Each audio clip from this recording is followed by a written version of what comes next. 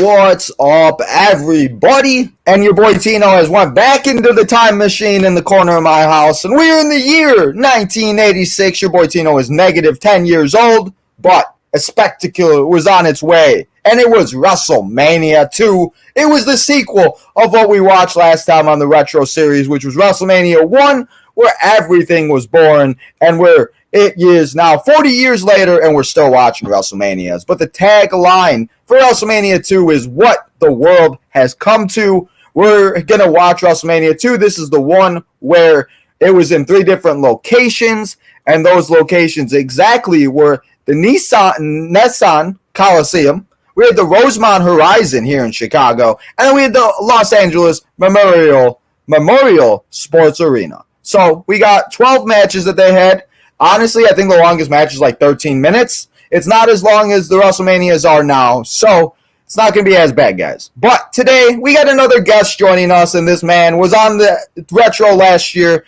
I think it was WrestleMania 17 or 18. We had a really good time, and I'm happy to have him back. It's our man, BC, from Wrestling with the 80s on YouTube, so go check him out. I said that right? Wrestling with the 80s. Right? You got it right. Nice job. Got it right. I was worried. As soon as I asked you, I was like, wait, did I say that? I was like, wait a minute. So, BC, how you doing, man? It's been a while. I feel like I haven't talked to you since last year. And do you remember what WrestleMania was last year? I think it was 17 or 18. I think it might have been 18, yeah. 18, okay. In a Canadian, I think I picked the Canadian one. That's right. You're right, I think so. I forgot it's been so how you been, man? Catch us all up. What's been going on the last year? How you feeling about the wrestling product and everything before we press play? How you feeling about everything that's been going on and all the craziness that's been going on lately? That's a minefield to talk about what's going on. I mean, we can do a whole episode on that, and I know getting a whole conversation, but I just thought I'd get your little thoughts on it because I'm just happy to be doing an old product where I can just forget about what's going on in today's. Other than what's happening with McMahon right now, it's a pretty good wrestling product. To be honest with you, I mean. But WWE's hitting on all cylinders at the moment, so it's an exciting time to be a wrestling fan. But I appreciate you having me on. As for me, I have the YouTube channel going, Wrestling with the 80s, where, as the name implies, it's focused on the 80s. So doing good with that. We just hit 1,000 subscribers about a month ago. Pretty excited about that. And if anybody wants to come over and check it out, if they like old school wrestling, I do spotlights on specific wrestlers. I talk about scenarios that could have happened in the 80s and just what ifs, things like that. It's just a fun channel, just looking at the old school side of things. But and I appreciate you having me on. I'm not sure if it's because of a relationship, or is it because I'm old and I actually remember this WrestleMania when it first happened? So. Listen. I never said anything about being old. I just reached out to everybody that I had on. I wanted to give you guys the first choice since I had you guys on last year. I remember you saying that last year. I remember that conversation that we had where you're like, if you do it next year and you had to do 1 through 15, like let me know. And I'm like, okay. Nothing about being old, though, man. I mean, shoot. I will ask you this, and you don't have to answer it at all if you don't want to, but were you alive when this WrestleMania was live? Oh, yes. Yeah, I'm born in, I won't lie, I was born in 1975. So, okay. So I was. Hey, you're killing it, bro. I would never be able to tell, so.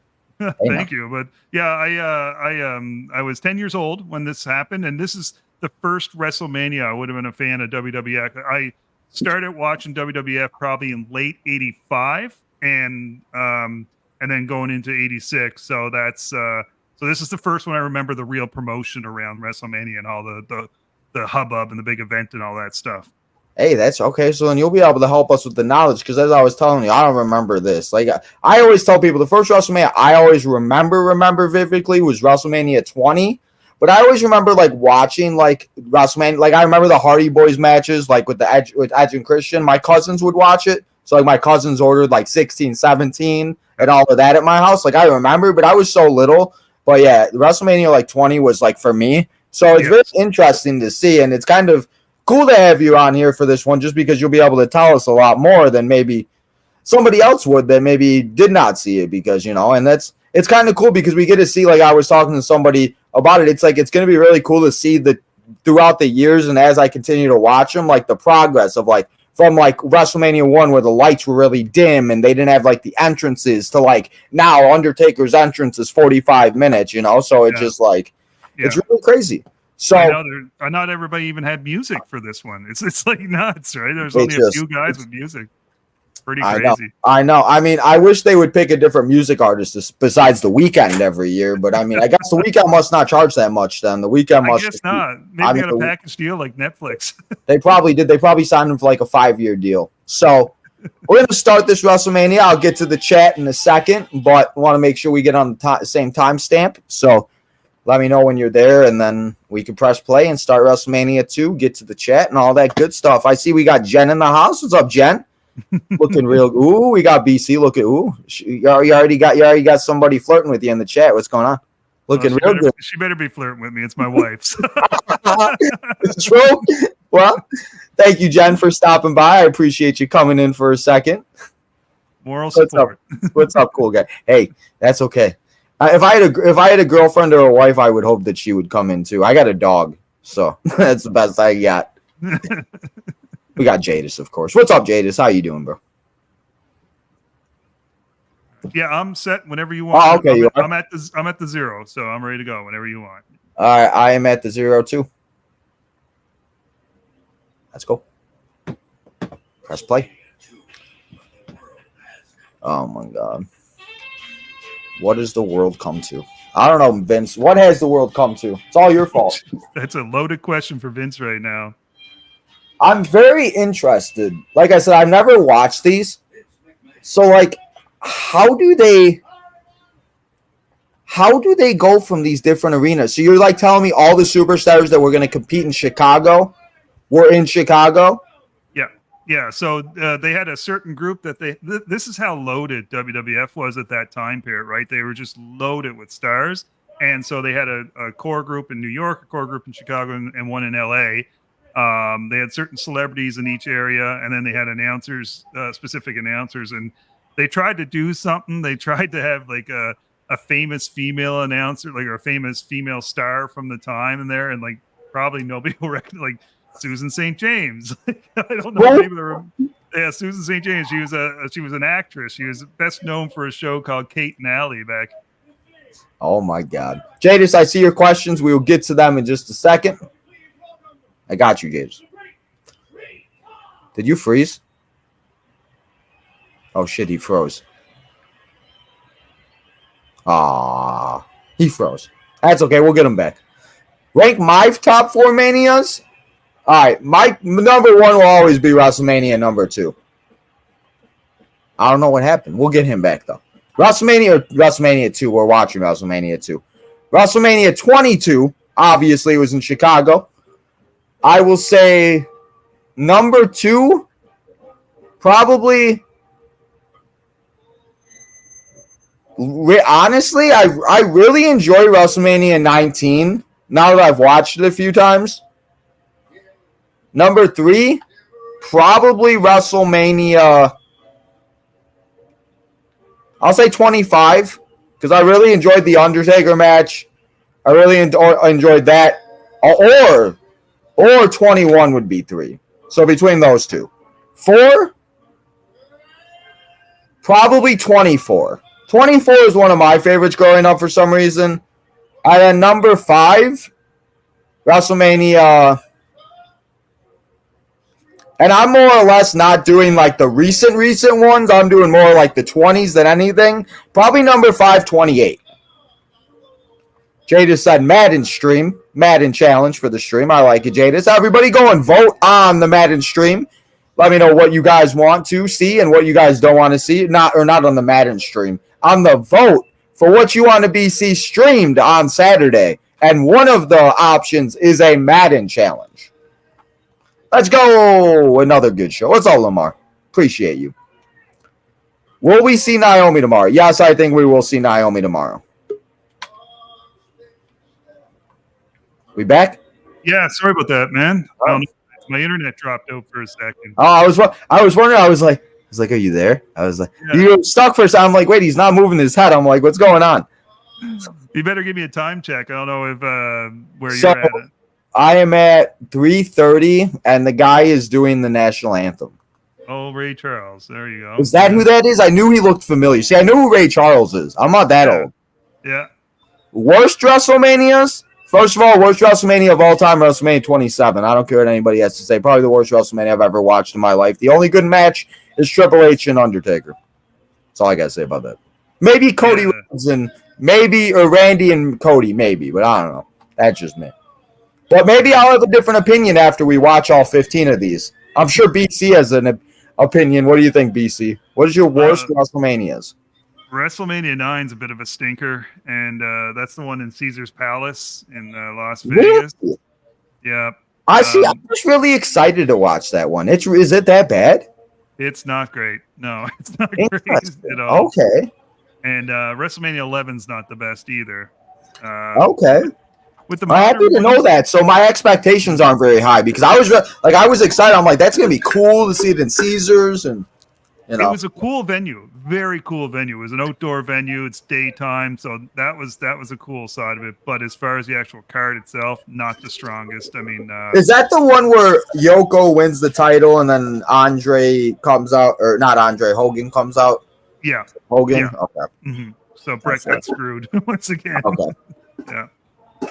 Like I said, that's why it's like I'm kind of going into these, and that's why it's like I want to ask you, because it's like I'm kind of going into these, and like I know WrestleMania 3 was with the body slam, and like I know like some of that, but like there's a lot of these things I just don't, and obviously that's just more or less because of when I was watching that. Yes. Yeah. No. I don't know when I dropped out there. I don't know what the heck I was saying. I forgot. No worries. No worries. That's okay. So then Vince, does Vince go to all three places, or does he just stay in wherever the hell he was just at? No, he just stayed in New York, and they kept going back to Vince in between matches and stuff like that. But yeah, in Chicago, it was Gorilla Monsoon and Kathy Lee Crosby, and forget who the third person was with them. But okay, so Gene's in Chicago right now. Gene's doing the stand-ups in Chicago, yeah, and then in LA, it's Jesse Ventura's doing play-by-play with Lord Alfred Hayes, and Elvira is the female celebrity. So this is just something I just never even thought about. So is Mean Gene, or is that was Mean Gene, right? Oh my God, why can't I? Yeah, that was Mean Gene. He was like what Caleb Braxton is now, right? Yeah, but much better at it. well, obviously, yeah. But like I was trying to get a comparison. I'm like, what was his because like obviously like who's the dude that's holding the mic right now? Is that Roddy? That's Roddy talking, but that's Lou Duva. So this is this was the boxing match between Mr. T and Roddy Piper. So this is the fault. You watched WrestleMania 1, obviously, just recently, right? And so yeah, we watched it like 2 days ago. Yeah. Yeah, Piper legit was not a fan of Mr. T. He didn't like him being involved and all that stuff. So Roddy had a boxing background. Mr. T had a boxing background. So they were going to have this like kayfabe boxing match, but it's not that great. And so Mr. T had in his corner Smoking Joe Frazier as his manager. Okay. And then it's like Duva, yeah. It's like after watching all these documentaries and now watching these, it's like all the dots are connecting. It's like it's like a light bulb goes off in my head. It's like, oh, okay, true. And then it's going to be so bad because I've watched now after we're done with the series, I will have watched like 33 out of 40 of these. It's just going to be like me reliving the last two seasons of the throwback when they start promoting for WrestleMania and all the things that they go back on. I'm just, I just watched this. I just watched this. Yeah. Okay, well, the first match coming up looks like it is Paul Orndorff against the magnificent Morocco. Yep. Okay. I'll say these are two of my favorite wrestlers of all time. Paul Mr. Fuji was the best. I remember him and just laughing hysterically all the time because he just was so funny. Yeah. Do you ever watch like the Fuji Vice and Fuji General and those skits that they did, him in Morocco? No, I have not. Should I watch them? Hilarious. You should do a watch along of those, man. Like they're See, like I'm in like that's the kind of mood I'm in right now. Like with all of these retros, like I'm just in the mood to just sit here and just watch all this old shit and just try to like get as much type of like knowledge as I can about these, because I'll be honest, I don't know if I'll be able to rewatch these by myself, just because like I get very bad attention span and like I don't know. So yeah. No, check it out sometime. I've tried. I'll send you a link sometime. Yeah. Oh, probably the best way to do it. Yeah. Yeah. The one thing too I've noticed about these, like the last 2 weeks, especially like WrestleMania 1 and so far, like looking at everything for 2, like the matches really weren't that long. It was more about like I feel like the spectacle and like about, you know. It's funny because I just and why is it so dark? What is going like why, like I just noted, like is it like that they were just trying to focus in on the ring, or like? Yes, that was the style of wrestling presentation back today. They would darken the crowd so the focus was completely on the ring. It wasn't until like say 87 and actually it was the Saturday Night's Main Event is when they really started to brighten up the crowd and stuff like that. And that was because NBC started to help them with their production. They're like, you definitely got to start showing the crowd more. So it's like mode. They got to pay. They don't have enough money to unlock the lighting for the better promotion. Yeah, no, I mean, and by the way, Buzzing with Marlo, you're right. Hey, what's up, Marlo? He is the man. He is the man. We will have Warren on this season too. Also, we just got to figure out what WrestleMania guys. But what's up, Warren? Yeah. Don. Yeah, back in the day, they used to just have like a big lamp over the ring, right? And that was what shined down and lit up the ring, and the crowd would be dark. So it kind of harkens back to that. But and you said who's announcing right now? This is Vince McMahon and Susan St. James. Okay. Actress. Yeah, she doesn't do well. Well, it would obviously make sense why Renee Young was the first ever female color commentator ever, and then sadly it didn't last that long. She said it was a lot harder though than like Michael Cole deserves like a lot of credit and like how much, you know. I mean, again, that's just like podcasting. Shoot, I was talking to somebody today about it. I'm like, there's a lot more than goes to podcasting than us just sitting here pressing record, like, you know. Yeah, no, for sure. I mean, it's the thing is, too, matches for 6 to 5 minutes. Maybe that's why nobody likes these long matches now. Yeah, true. Well, the thing is, too, that like this actress was married to like Dick Ebersol, who was like the head guy at NBC, and he was friends with Vince McMahon, so that's why they put her on this show too. She didn't have a clue about wrestling. Of course. And that's the biggest thing. You got to find people that are knowledgeable about this stuff. It just makes it so much better. And it's like that's why I'm kind of happy you are on this one, because now that you say that like this is the first one, like there may be questions I have and you'll be like, you know what I mean? You'll actually know, where if I ask somebody else, they're like, I don't know. Well, and it's a perfect example. Look at like having celebrities like Logan Paul or Bad Bunny come into wrestling, and look at how good they are because they actually like wrestling and they respect it and stuff. Well, compared to Drew Carey entering the Royal Rumble or something, you know what I mean? It's a big difference. Yeah.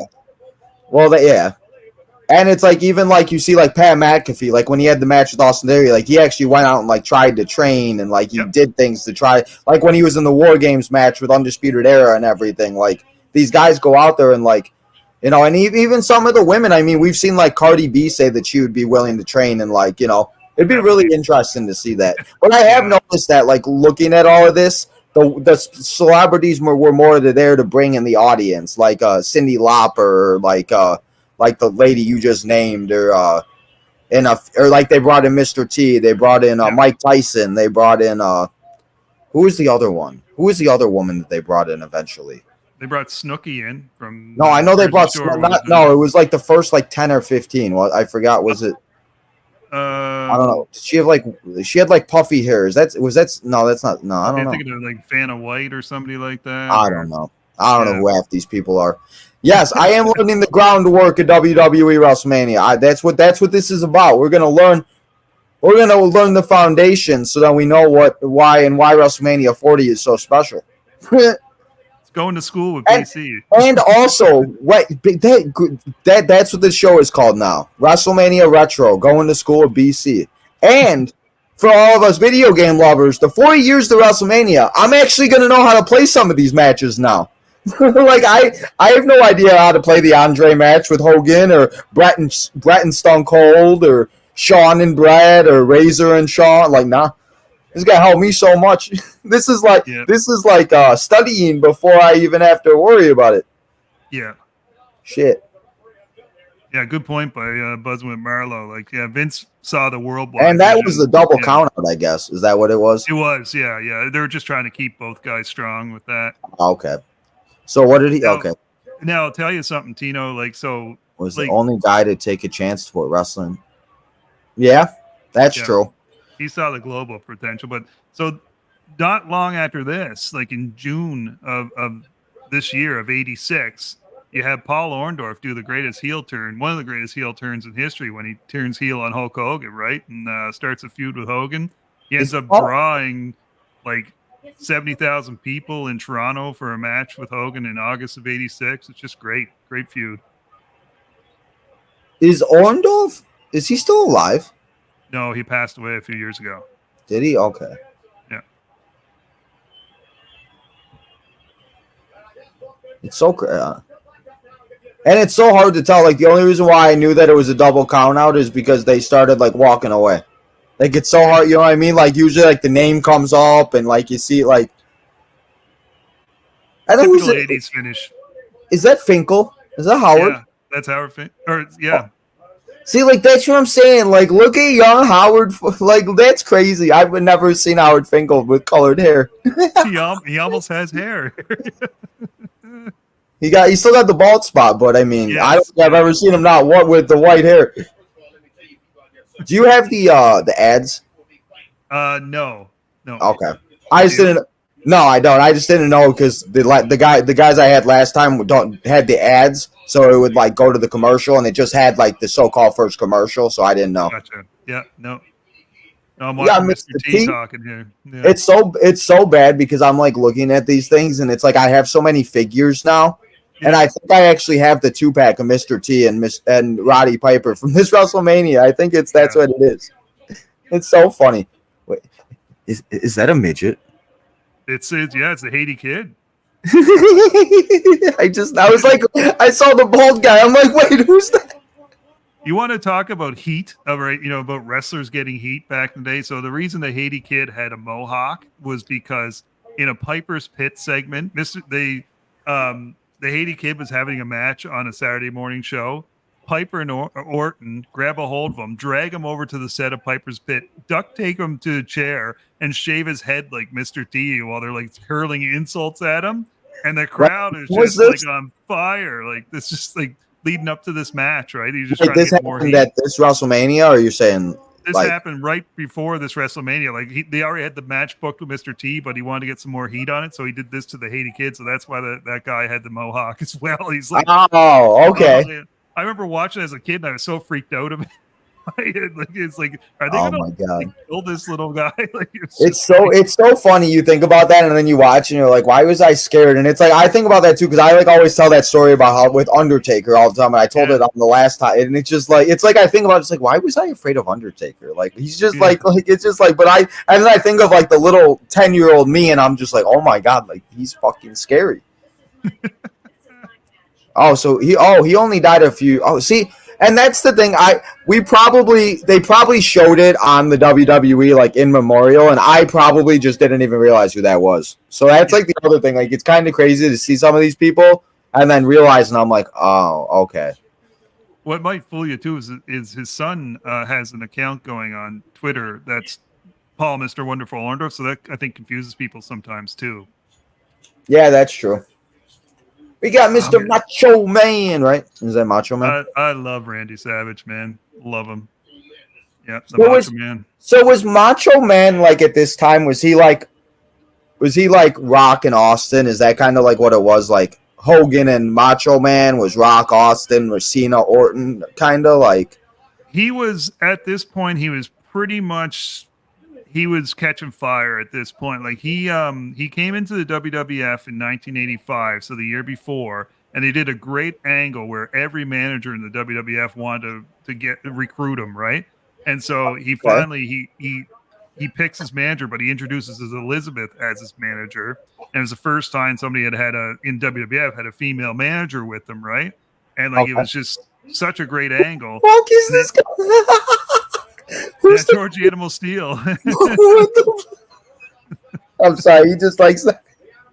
His hair was like all up and stuff. Oh my god, continue, go ahead. Yeah. So then Savage wins the Intercontinental title like a month before this. Like he wins it in February of 86. And like you could tell like he was gonna be heavyweight champion at some point. But now he's one of the first guys that was kind of like that tweener Austin type of guy, right? You know, where fans they wanted to dislike him, but they couldn't. He was just too cool, right? So yeah. It's so funny. I have so many guys like that now. I'm like, I hate you, but I also like you. Like Grayson Waller. Everybody hates him, and I hate him too, but I just like him. He's so great. He's so funny. Like, it's just like, it's so crazy to like, I don't know. It just, I'm also starting to recognize some attire too from like, I think I have this Macho Man action figure or Funko Pop, one of the two, and I'm just like, okay. Makes sense why it's so special now.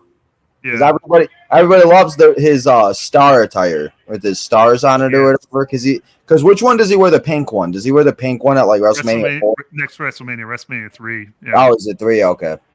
Yeah, you're gonna. Yeah, I mean that's a Steamboat Savage match. That's a beat. Is that? See, that was the one I'm looking forward to. That's the one that everybody talks about. Like that's their like favorite.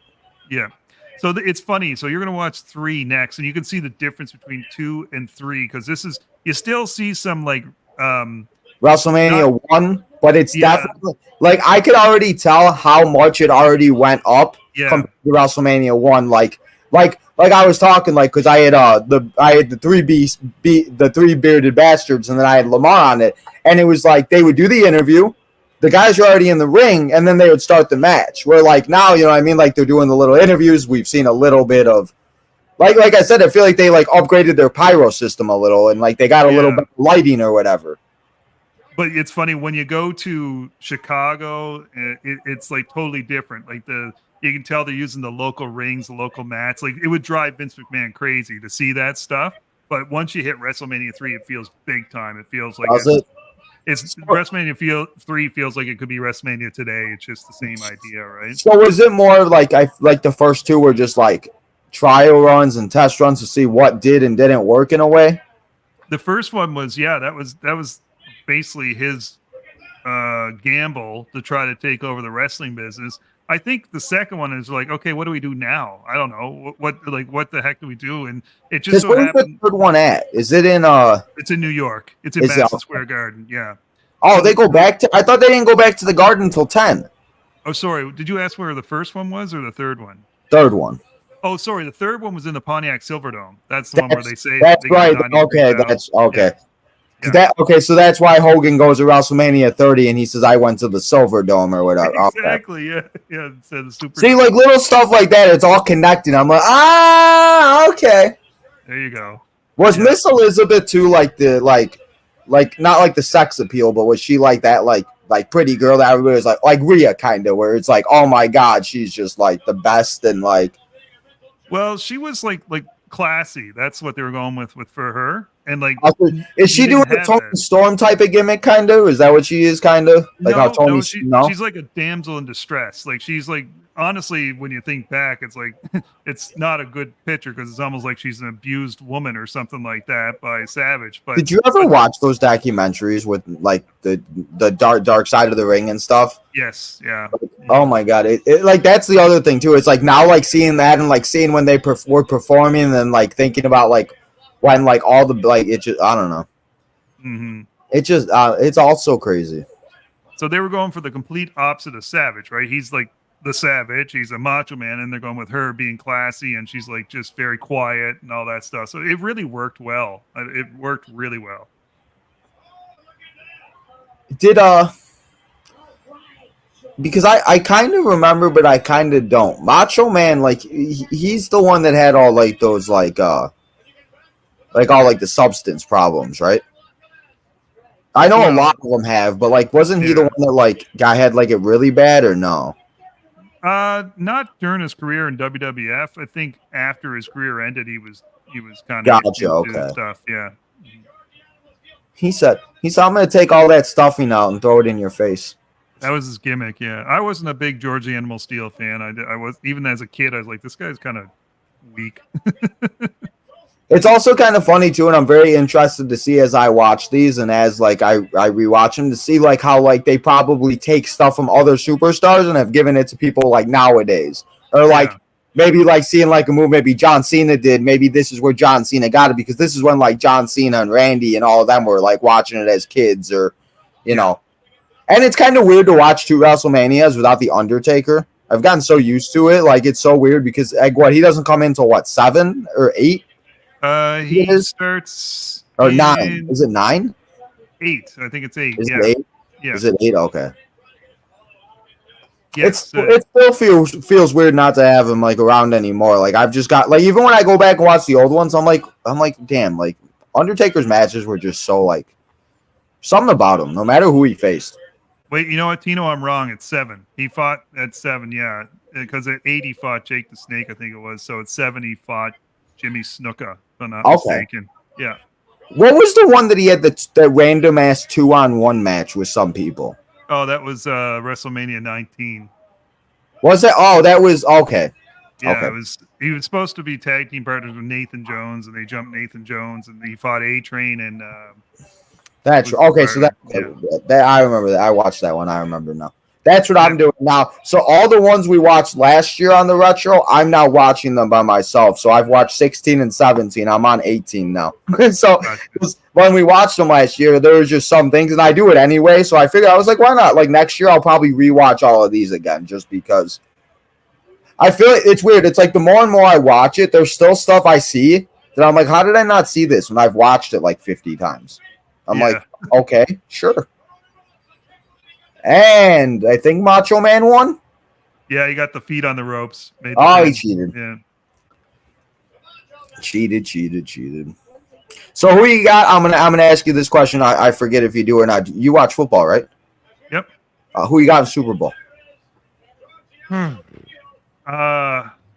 I'm going with San Francisco just because I'm so tired of the Chiefs and I'm a Bills fan. So hey, there you go. I want to see the Bills and the Lions in the Super Bowl, not just because I'm a Bills fan, but because it would be two teams that hadn't won, right? So yeah. See, and that's kind of like where I'm at. Like, I'm a big Bears fan and stuff, but I've kind of like thought about it, like especially with the fantasy and all the other stuff. It's like I kind of think about it. It's like more of like, yes, I love the Bears, but I got to realize like I still got to do a podcast. I still got to talk about it. Like I can't not, because what I would do is I'd just shut out NFL for a week, and I realize I can't do that no more because So it makes me feel a lot better, so I don't get as upset because the Bears aren't obviously the greatest, and now they don't know what the hell they're doing at quarterback. So that's that's tough.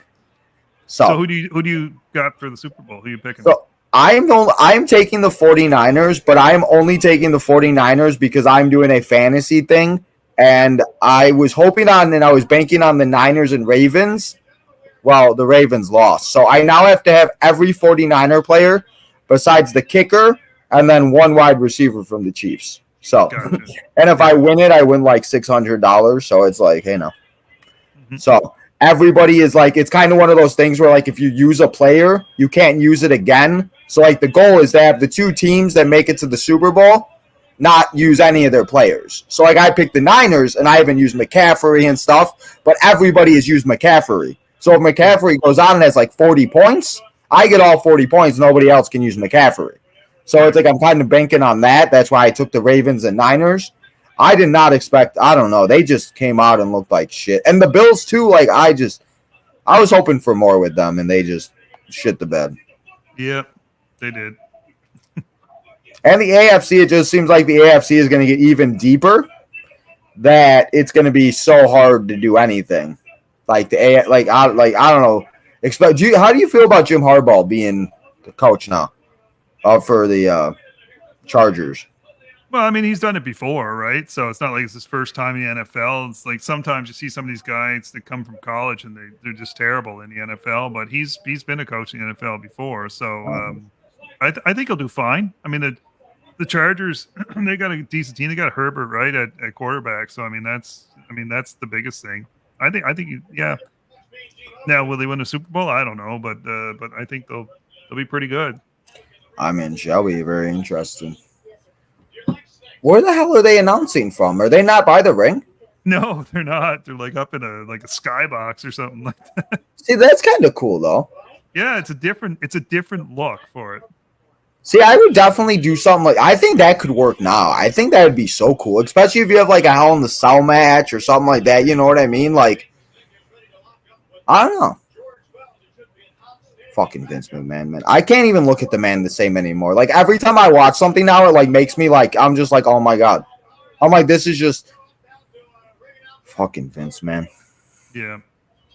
So here's something you won't see at a WrestleMania anymore. This is basically like a jobber match. It's Jake the Snake against George Wells, and it's like, Who's George Wells? Wait, George Wells, is that the dude with the beard, the bird? No, that's you're thinking of Coco Beware. Yeah. Oh, He was. I mean- He wrestled in Mid South Wrestling. Back when Junkyard Dog was in Mid South, and he was like just as popular as anything. And he left for WWF.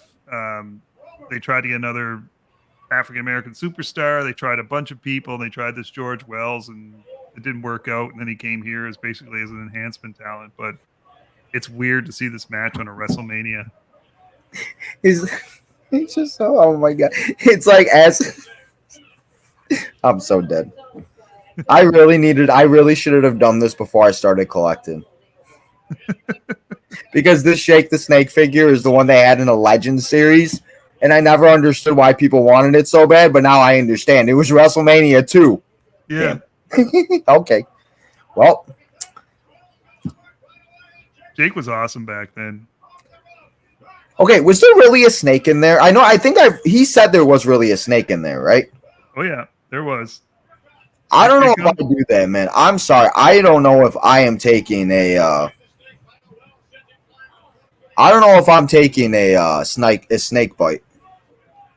Yeah, well the snake was pretty tame, I think, but which WrestleMania is it? Is it like 11 or 12 where Owen and Brett face each other, or is that earlier? 10.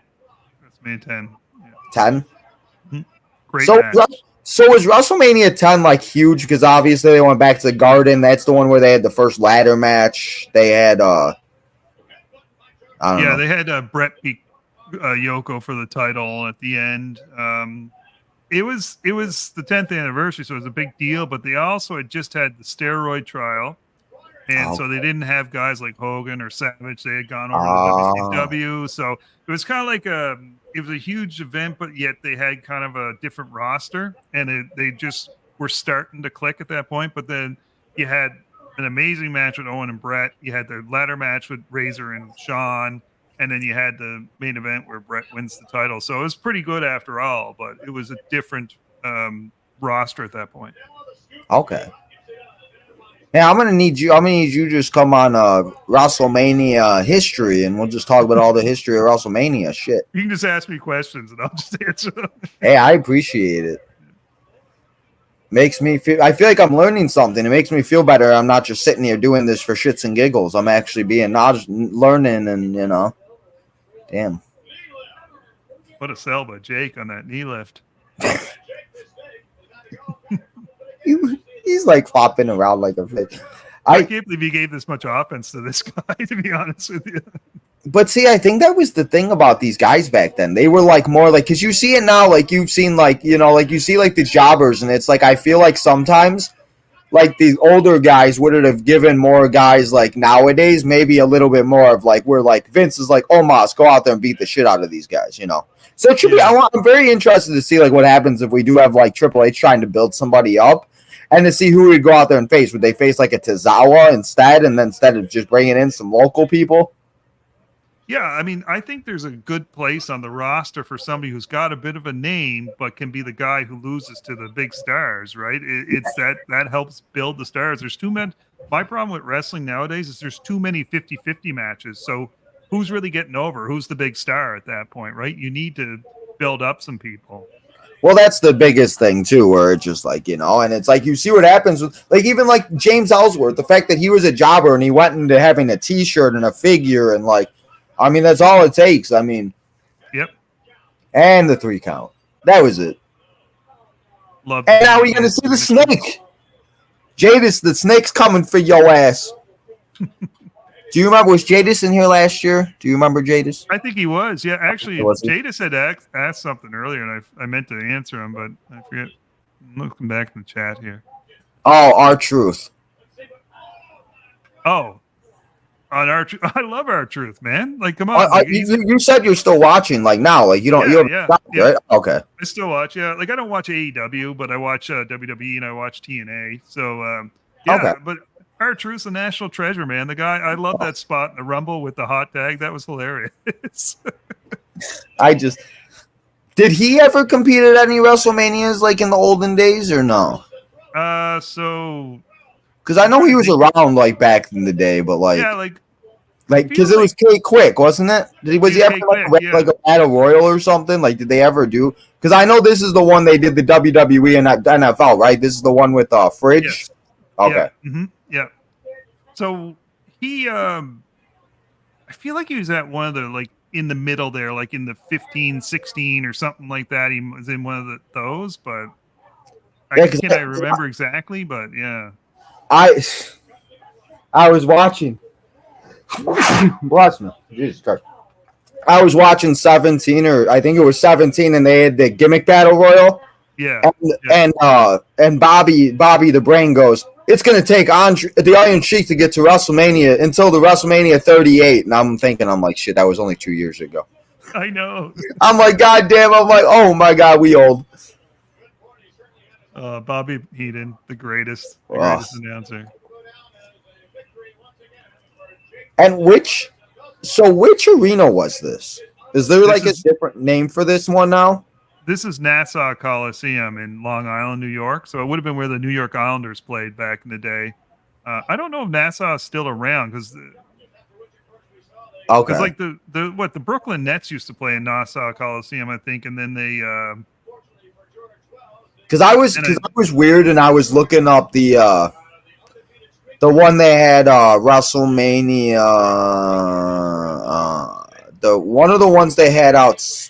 It might have been the Caesars Palace. Yeah, the one that I was looking it up and I got very intrigued. I was looking up like where it was at. I guess it was shut down. I guess it got like demolished. I guess I was like looking all this stuff up and I don't know. I'm very weird about the arenas, but you're right because they got the banners up. I can see them where Vince is at.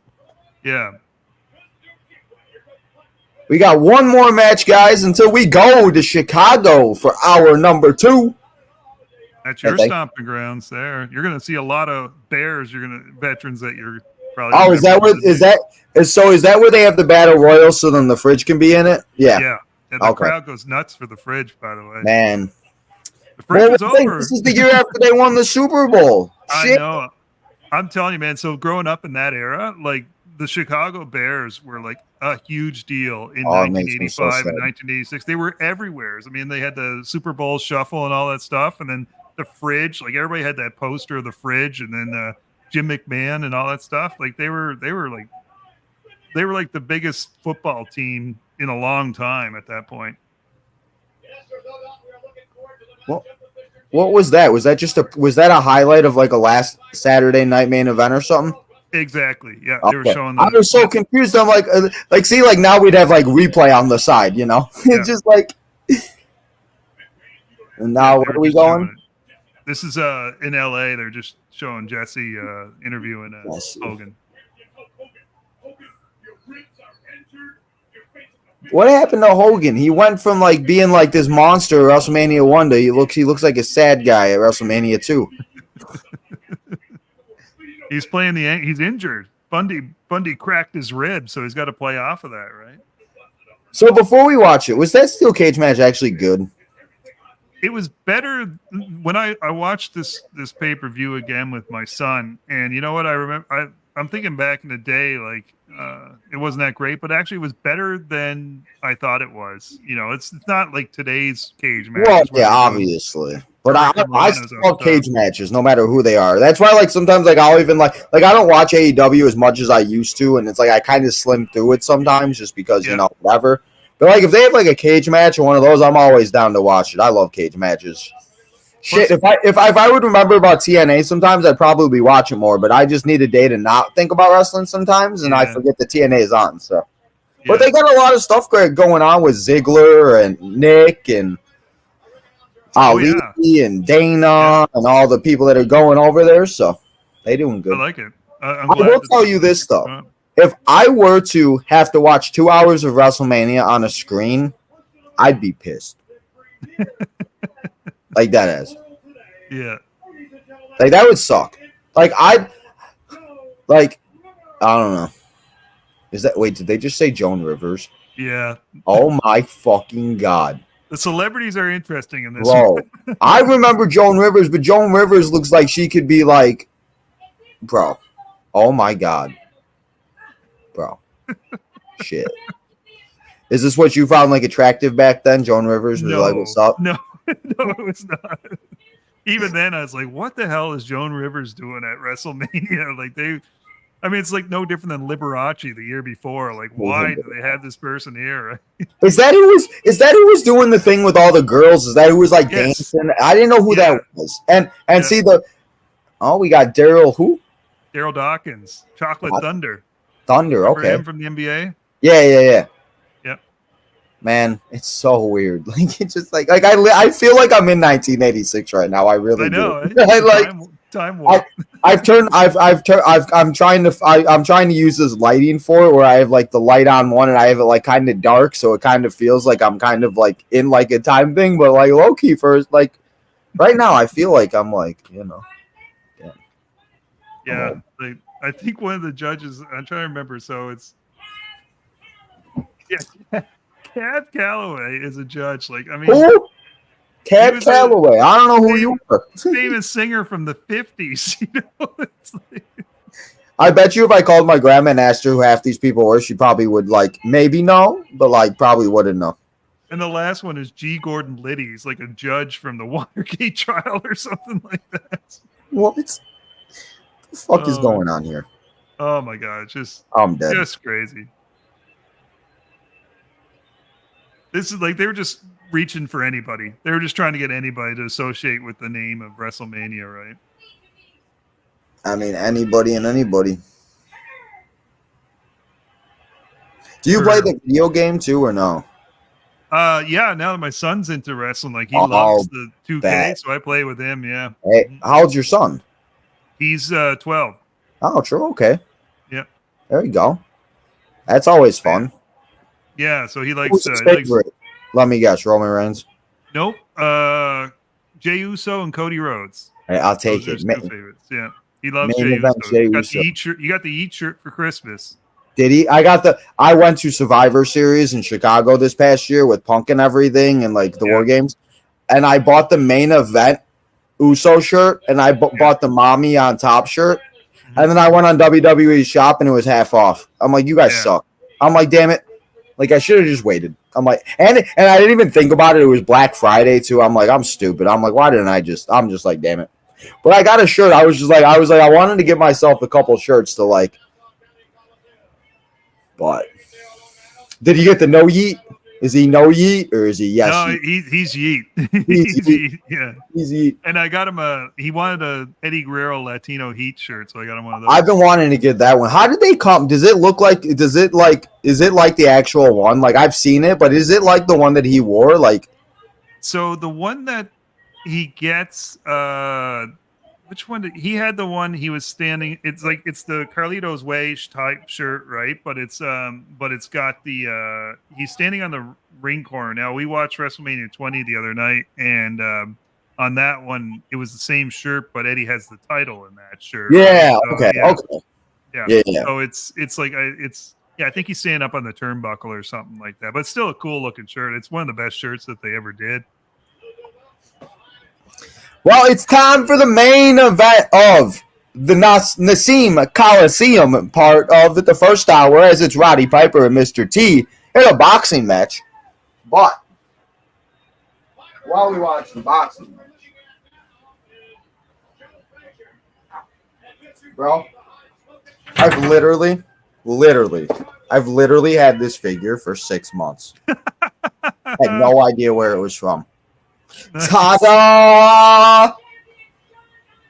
Like it doesn't even say WrestleMania. Oh, it does say WrestleMania 2 on the back of it. I just noticed that. Oh my god.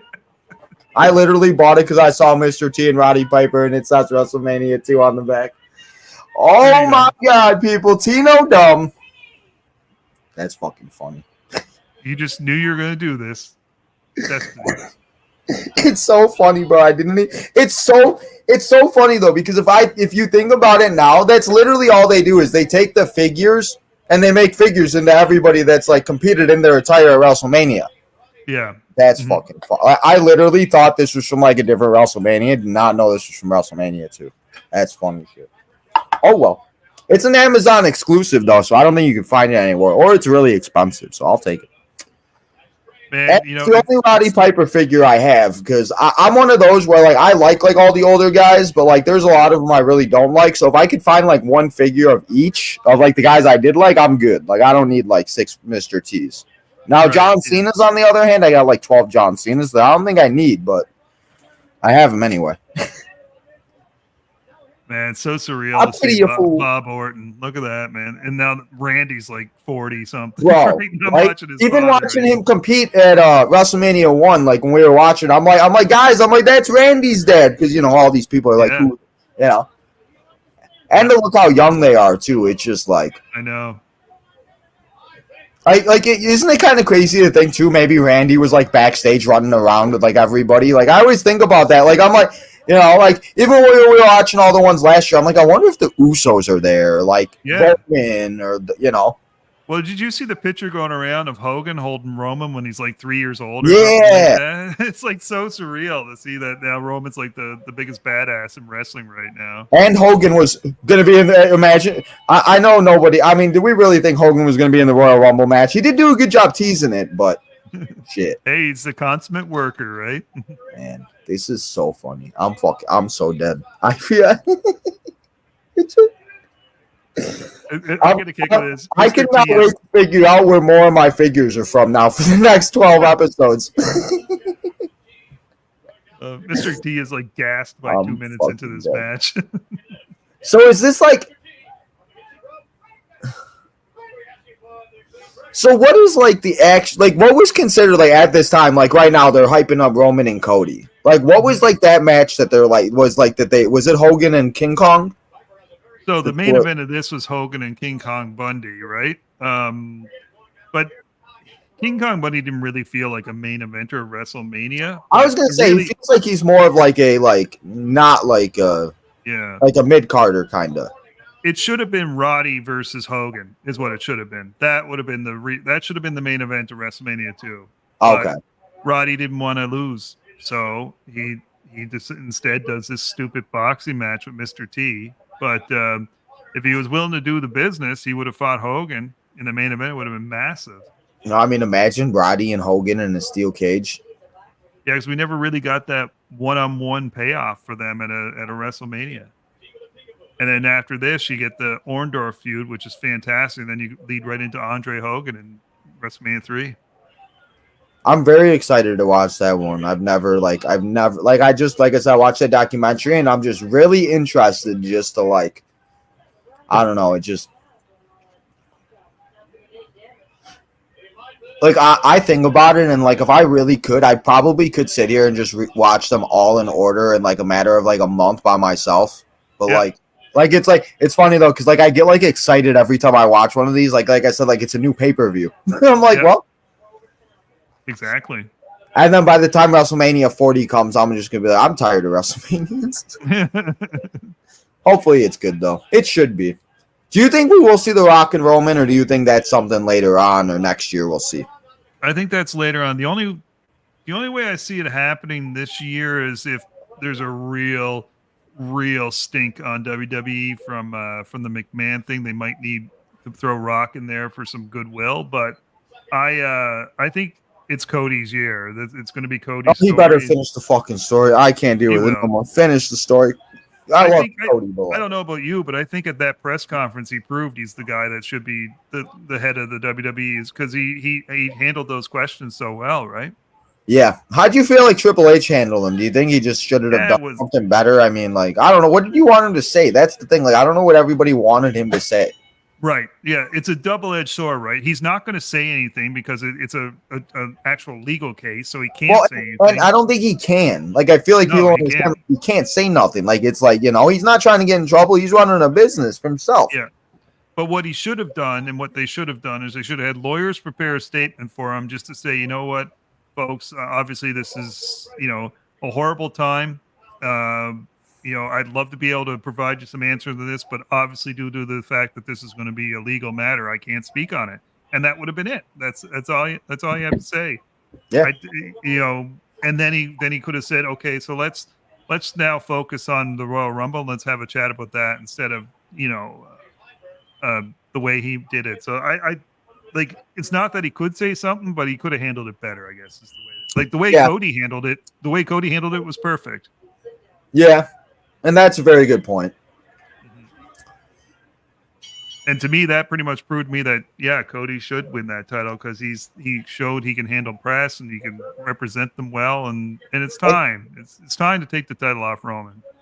Yeah, and I think I continuously say it. Everything happens for a reason. I think the biggest thing to help Cody in AEW is now knowing how to handle that stuff with the press and the EVPs and all the other nonsense where he knows and he's like, but he's got like the EVP and then he's got the like wrestling where he could like flick it on and off and he knows what to say, when to say it, and you got to realize like it just because they're waiting for that one thing to say, clip it, and then it goes viral, and then it just like that's all it takes, and then he's canceled. All it takes.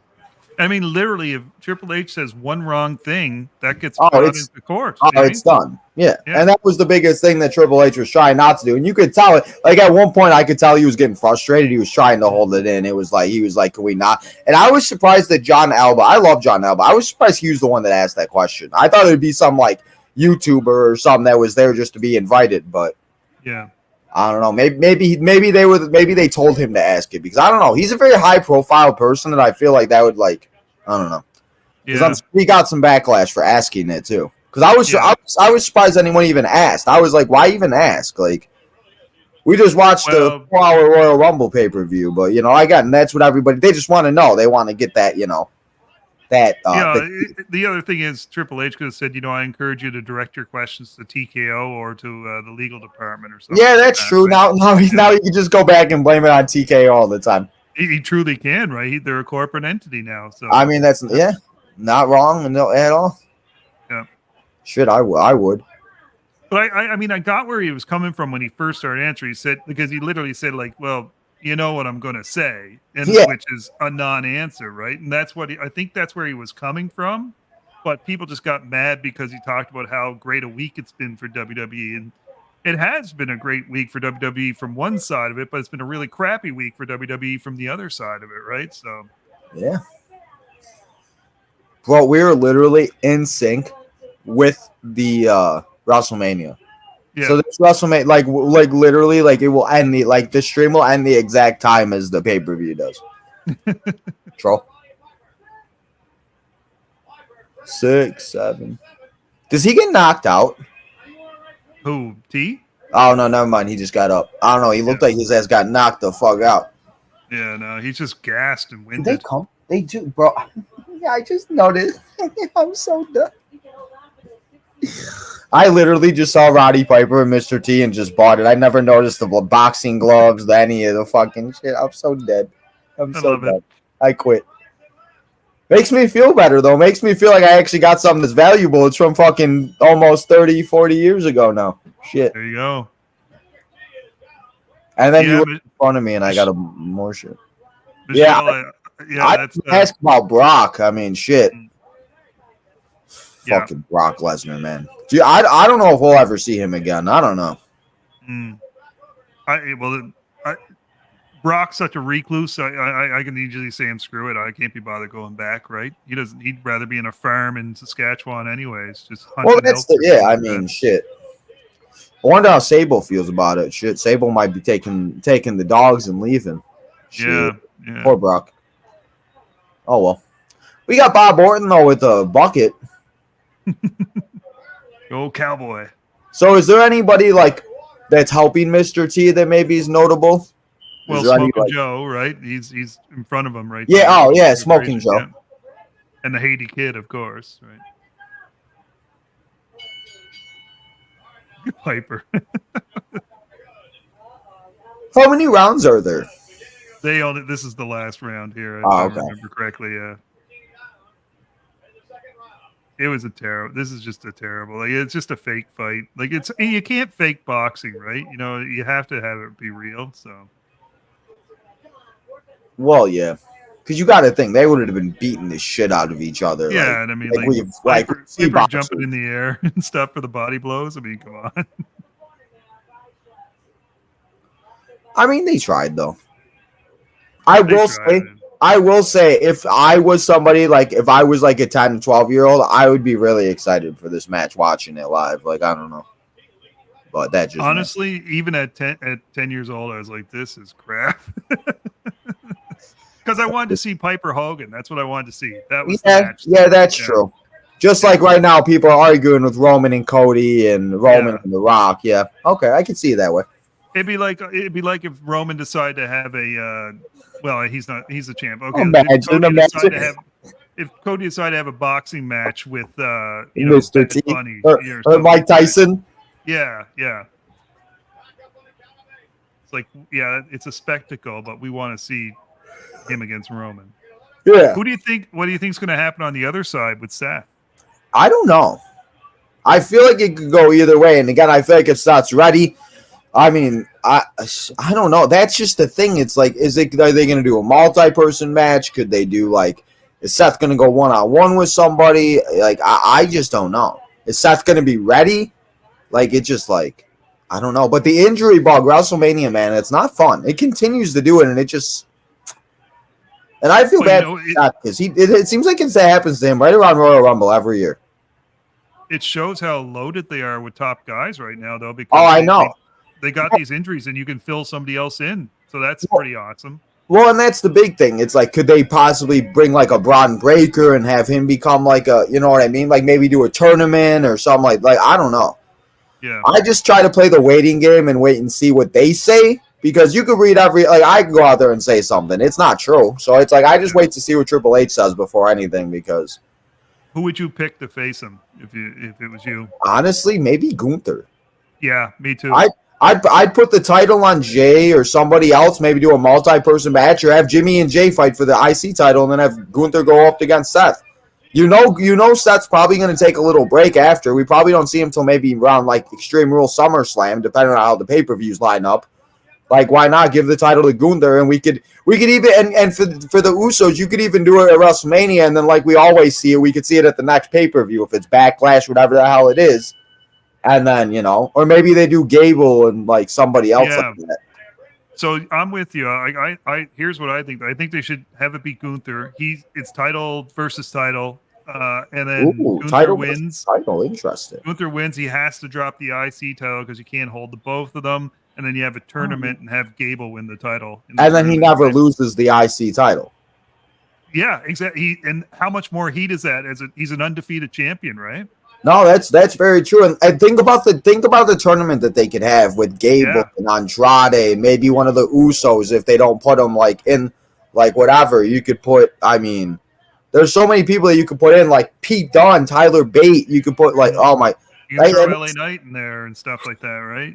I think LA is on a collision course to face Mr. Logan Paul for the U.S. title. Yeah, I'm with you on that. Yeah. I think that's what they do. Or if they don't do that with LA, I was thinking Logan Paul and John Cena because John Cena was just on his podcast, and I've noticed something. Every time this MFer has somebody on his podcast, he somehow starts something another with him at some type of show. He had Seth on. He had fucking Roman on. He had fucking all these people on. And every time, he always starts a rivalry. So I possibly think John Cena and Logan maybe. Yeah. And also, I don't know if you watched that interview, but Logan Paul got a little upset. So he could also go be like, you opened up a side of me that I never thought somebody would open up again. And you brought a story back with The Rock that I never, you know what I mean? Like, I don't know. Yeah, I picked LA Knight for Logan, but Cena would be another great one. I'm just saying if they do something else with LA, but yeah, I don't, and that's the thing. Like we could sit here and name like 20 matches, but there's still other matches that can be, Because then you have Sammy and Kevin. You have all the women. You have the women's tag titles. You have the men's titles. What are they doing with that? Are we going to put them on DIY? Are we going to put them on, I mean, are you going to put Pretty Deadly in something? I mean, there's just so many people. It's sick. The depth of the roster this year, I think, is the best it's ever been. And that's why I think people aren't so worried, at least higher ups with WrestleMania, because they have so many options that they can do. Yeah, completely agree. Yep. But I do think that Bayley will choose Io Sky tomorrow. I think that's a guarantee. Yeah, that's it. You can see it from a mile away, but it's great. I love the payoff with that. I was talking on a podcast last night. I was on the Armchair Booking podcast, and I said it's just think of the Batista story with Evolution, right? It's the same idea. Literally. Like, did you see the memes that they were doing? That they were like just putting Bayley's face on Batista. So great. Wait, what? Who won? I'm confused. It was a disqualification. Piper body slam Mr. T out of frustration. Oh, okay then. Well, Roddy, bastard. We got Smoking Joe just trying to beat people up for no reason. I know. He ends up like tossing Lou Duva or something like that at one point. Mr. T, I guess, picks up the dub. So Roddy lost anyway. Yeah, exactly, right? So do the job for Hogan, man. Yeah, right. So it's like he wanted to do the job for Mr. T, but why not Hogan? Like, what was Hogan's issue? Like, why was everybody like hating on Hogan so much? Piper just he wanted to always have that Hogan never beat him, right?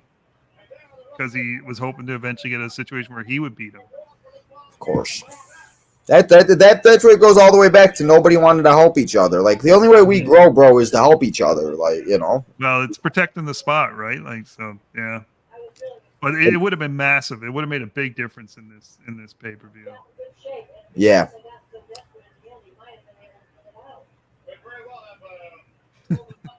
Well, we are done with the Nissan Coliseum. We going to Illinois, everybody. We going to Chi-Town.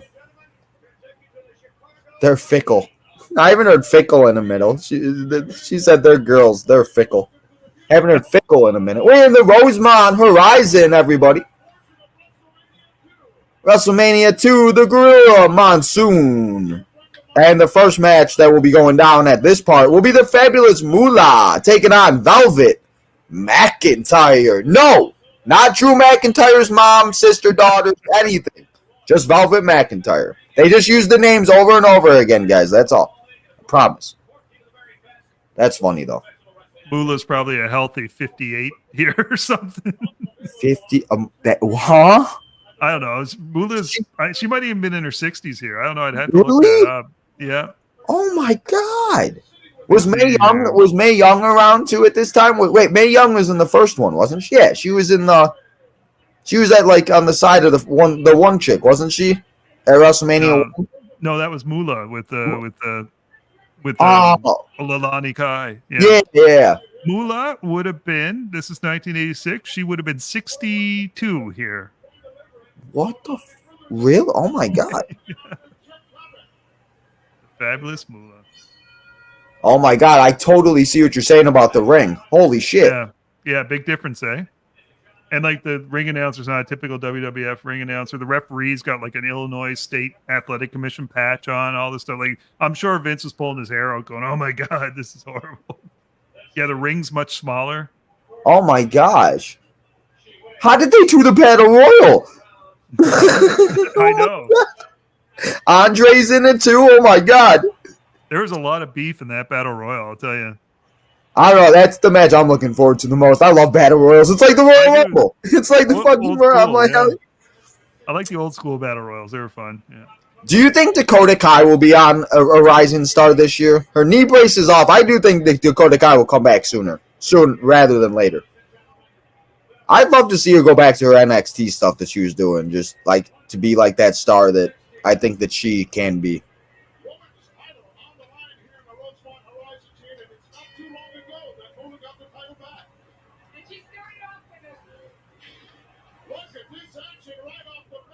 You there?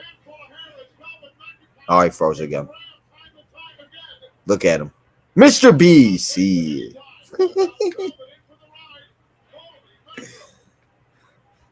Jen, this is the face he gives you when you're asking him to do something.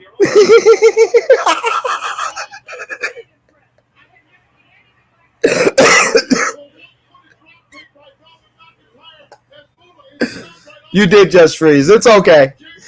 It's okay. We'll get you back. I'm dead.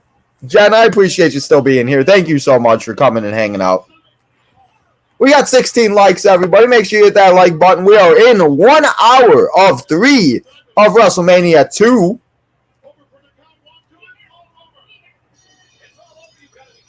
It's all over just like that.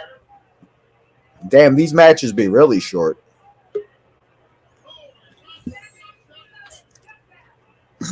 We back. Yeah. That was funny. What's going on with the internet tonight? But yeah. It's okay. Hey, we got through an hour and it, you know, that's okay. Technology, bro. You can't do nothing about it. That's how quick the Moolah match was. I saw that. I'm like, damn, well, you didn't miss much. Shoot. I can't believe she's doing that at 62. She looks good for 60. Shit. Look at all these guys getting excited. Like, oh my god. All right, so we got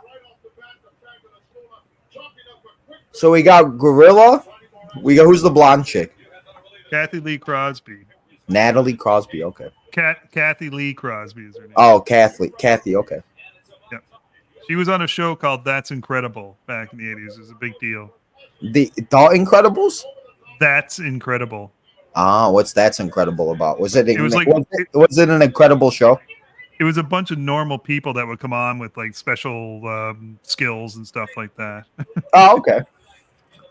And then we got Mean Gene. Bro, look at Lloyd. What about the big mics that they got? Like the big ass like things in there. Bro, my ass would accidentally like chew on it on accident. Like.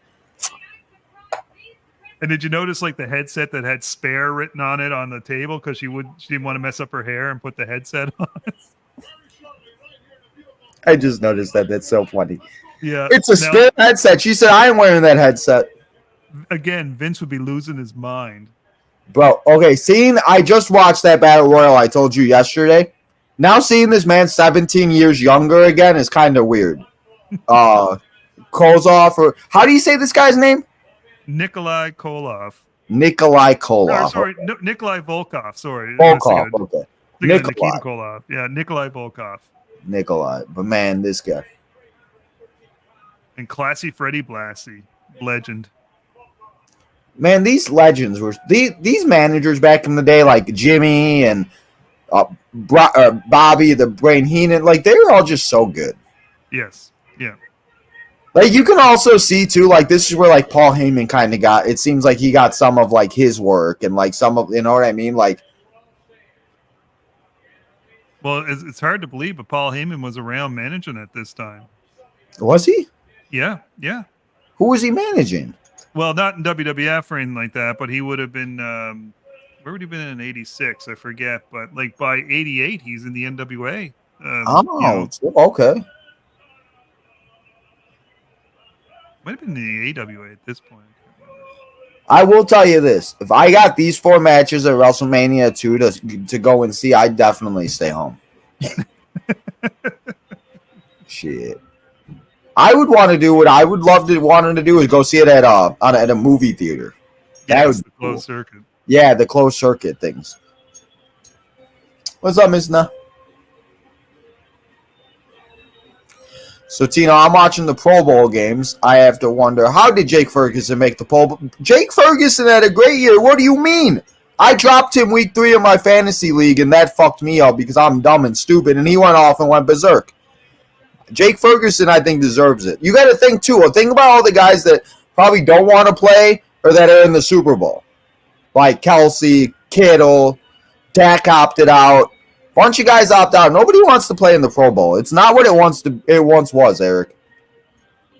And the Pro Bowl used to be something I was so excited to, and now it's just a big bunch of lame stuff. So what's this match? It's a flag match. What? Yep. Corporal Kirshner against Nikolai Volkov. I'm dead. It's a flag match. The winner gets to wave their flag around. All right, guys. 2-minute warning because this match is only 2 minutes. I'm dead. So do you have to grab the flag and then is that how you win this flag match or no? No, you just got to get the win, and then afterwards you get to play your anthem and wave your What flag. about Sargent? What was Sergeant Slaughter's first WrestleMania? Slaughter's first WrestleMania would have been Is that 7? WrestleMania 7, yeah. Was it 7? Okay, I know that he's on the cover for it. I didn't know if that was his first one though. Which is crazy to think because he was like just as popular as Hogan in '84, but he had the big debate with McMahon over sales and merch and all that stuff, and he was going to get the GI Joe deal, and he ended up leaving. The GI Joe deal. Hey, Yeah. now it's all about the GI Joes. Did you ever play GI Joes?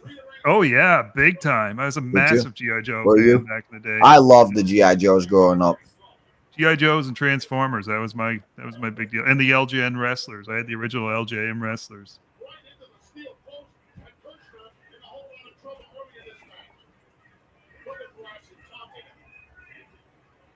Wait, Mr. T is from Chicago?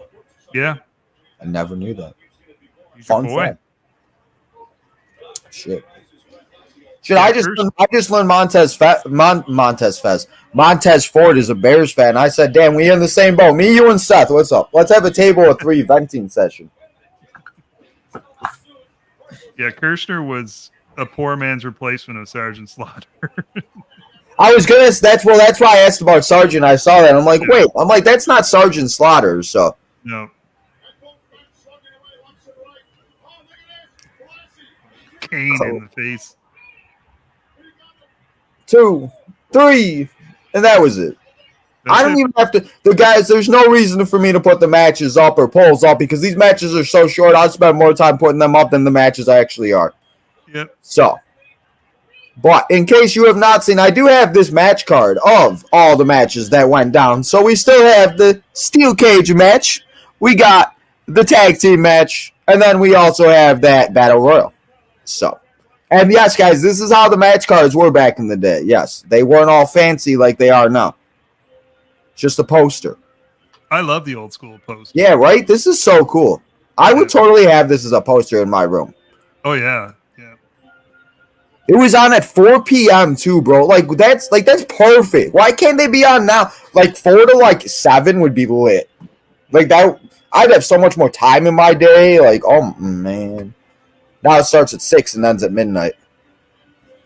Oh, wife with the good call there. Voltron. Yes, I did collect the Voltron back in the day as well.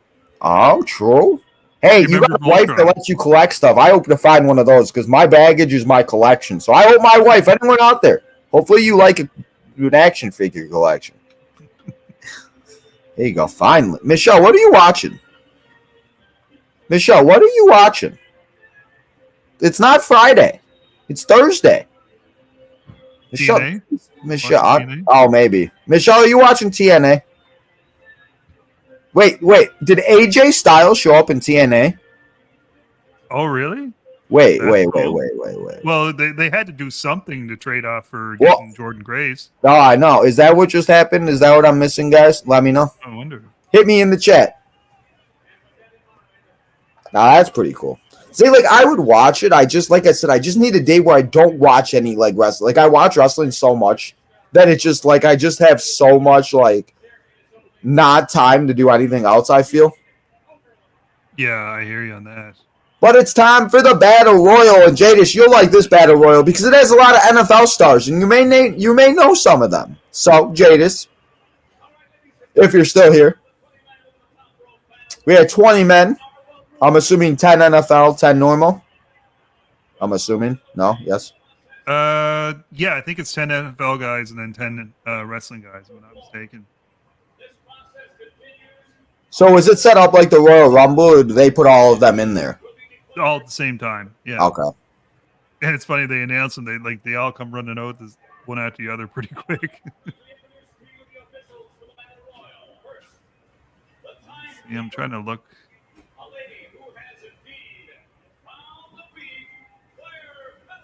We got the timekeeper. Oh God. She said fuck you.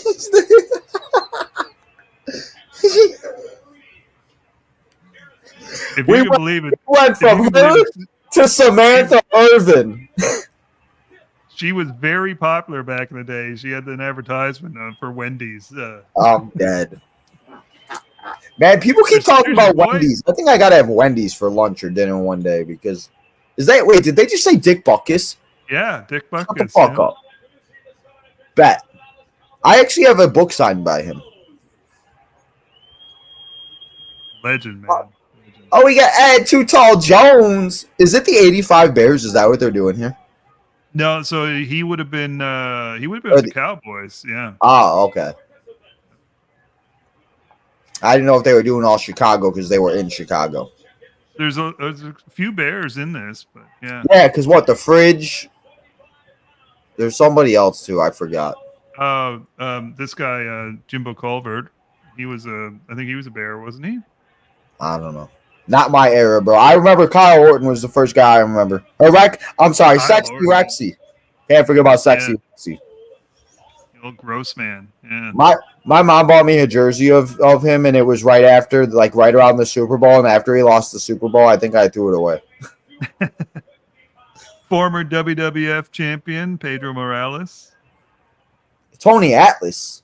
Tony Atlas, yeah. Tony Atlas was a big fella. He was. Ted Arcidi, the walking steroid. Do we see Rocky Johnson in any WrestleManias? Not like participate. He was at WrestleMania 13. He helped out The Rock in his match, but he wasn't wrestling. Yeah. Did you watch that Young Rock show?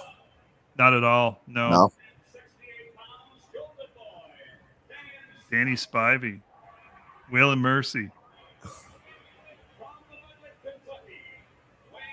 That's not Mr. Perfect, is it? No, that's Danny Spivey. He became Will and Mercy, which is the character that Bray Wyatt was. We got one of the three bearded bastards dressed up as Hillbilly Jim, it looks like. I used to love Hillbilly Jim back in the day.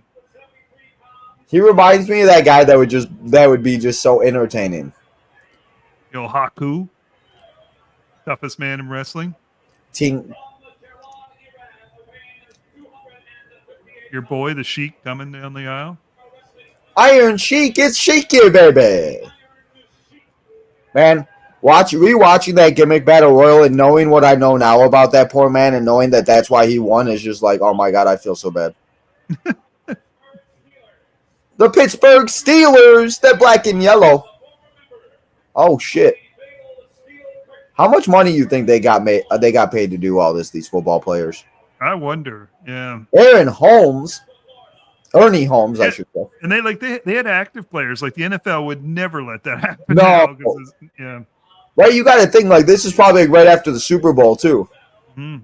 Bro, like imagine Patrick Mahomes in a battle royal. That'd be some shit. Or George Kittle. Put George Kittle and Travis Kelce in the back. And Taylor Swift. Fuck it. Book it. Done. You know damn well, too, they're going to be at WrestleMania this year. You know damn well they going. Probably, yeah. We got Big John Studd. I remember Big John Studd. Is Hacksaw in this one? No, he wasn't in WWF yet. No? Okay. He shows up at the end of 86. Okay. He makes an appearance at WrestleMania. So was WrestleMania 3 like where like it kind of started, like where like it kind of like you said, like felt like WrestleMania, and it like they started like bringing in all the big people? It felt big time at that big point. Big time, yeah. Okay. Yeah. Is that where they got the tagline "Big Time" for WrestleMania 22? It's big time. That song is stuck in my head for years. Like I still every time I like see anything, it like the little like thing will start playing in my head. I'm like, okay. Oh, we got Brett. We got Brett and oh my God, like Jim the Anvil Neidhart. Jim, there we go. We got Natty's daddy. You can see Brett in behind me there. I'm a big Brett fan. Oh, I thought you were saying you were at the show. I'm like, wait a minute. I'm like, No. Oh. the stuffy, True. yeah. I like that. Russ Francis. His father was a wrestler, and Russ Francis in the off season used to wrestle. So was the Fridge like the main football player then in this one? Yes, yeah. Mhm. Okay. Oh Bruno shit! Sammartino. No, I've never actually. Fun fact, guys, I've never watched a Bruno Sammartino match before. So this is my first one. Who would have thought? His only The WrestleMania. Chicago Bears, everybody, we got bear down. Chicago Bears. Look at the crowd. Because at this time we were good. The Their boy. refrigerator. The Fridge. The one, the only. I still cannot believe that he took a touchdown away from Walter Payton in the Super Bowl. I know. I can't believe that either, man.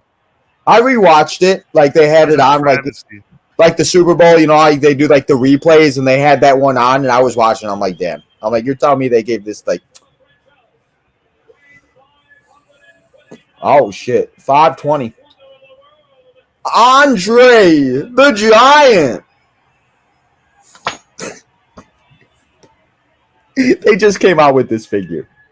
You didn't know where it was from? I'm fucking dead. No, I knew that it was from WrestleMania 2, but I did not know that he competed in the Battle Royal. Okay. But it's just funny that I just it's fun. Like I said, I noticed the attire and I'm like, oh, okay. Alrighty then. It's just so funny though, because you think about it like the generations where like to you, like you find like you know what I mean? Like you find all of these, like if you found like an Andre figure, that'd be like your one all end all. But like to me, like I could live with like one Andre figure, you know what I mean? Or like Yeah. It's just so crazy to think about like the generation, or like now like Jadis, like he's like Roman Reigns or Jimmy, and like how like it's not like it's crazy. Now when Roman becomes old, that's when I'm done. I'm gonna cry. I'm done. Roman's like comes out with like white hair. Nope. Turn it off. Go find something else to do. But the Battle Royal has begun, and I think this might be the second longest match of it, or third longest match of the night, besides the last two, and the main and the tag team match. So fourth, but still. Okay, well there goes two people. I love it. Bill Fralick playing the heel here. He got it. He understood it. Bro, how did they even fit all these people in this small ass ring? Why wouldn't you do the Battle Royal in the first hour? I don't know. Well, because of all the Chicago Bears, right? Yeah, that's true. Oh yeah, no, that's right. That makes sense. New U.S. champion at WrestleMania. Yeah, I think so, Michelle. I think it's happening.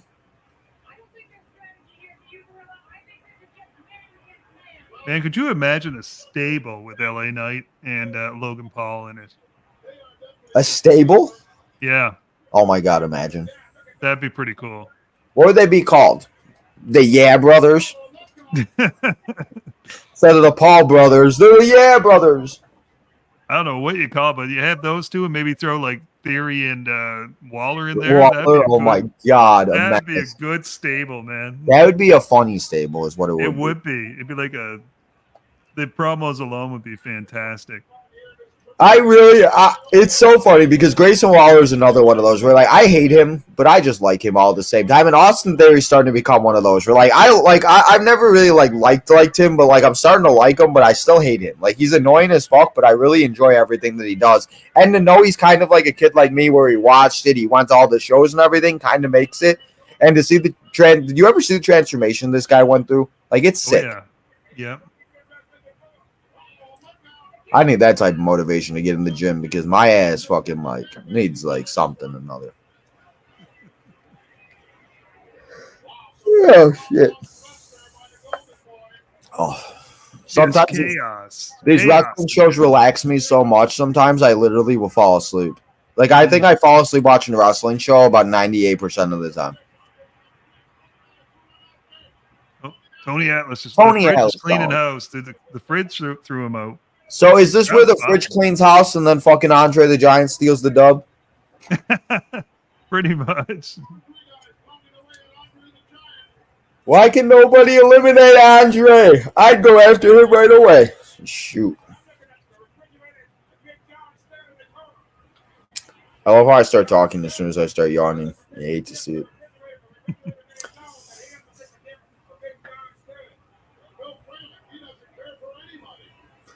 Oh, yeah, that's right. They had Ernie Ladd on commentary for this, too. The big cat, Ernie Ladd. Former NFL player and wrestler. Man, they were just trying to do everything to get everybody involved. Yeah. But, I mean, you got to think, that's probably how they were able to get such a big audience for this, is just having people. Because you got to think, like, somebody like me, like, I would totally just watch this just for the simple fact the Bears players are in it.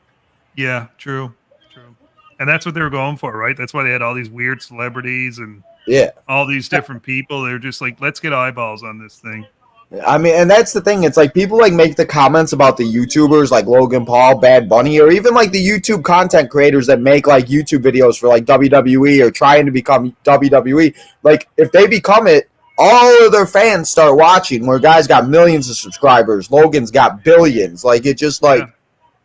Like my cousin, he's like, I love WWE, but I love Logan Paul. I'm like, that's exactly what they want. That's exactly what they want. And that's what, you know.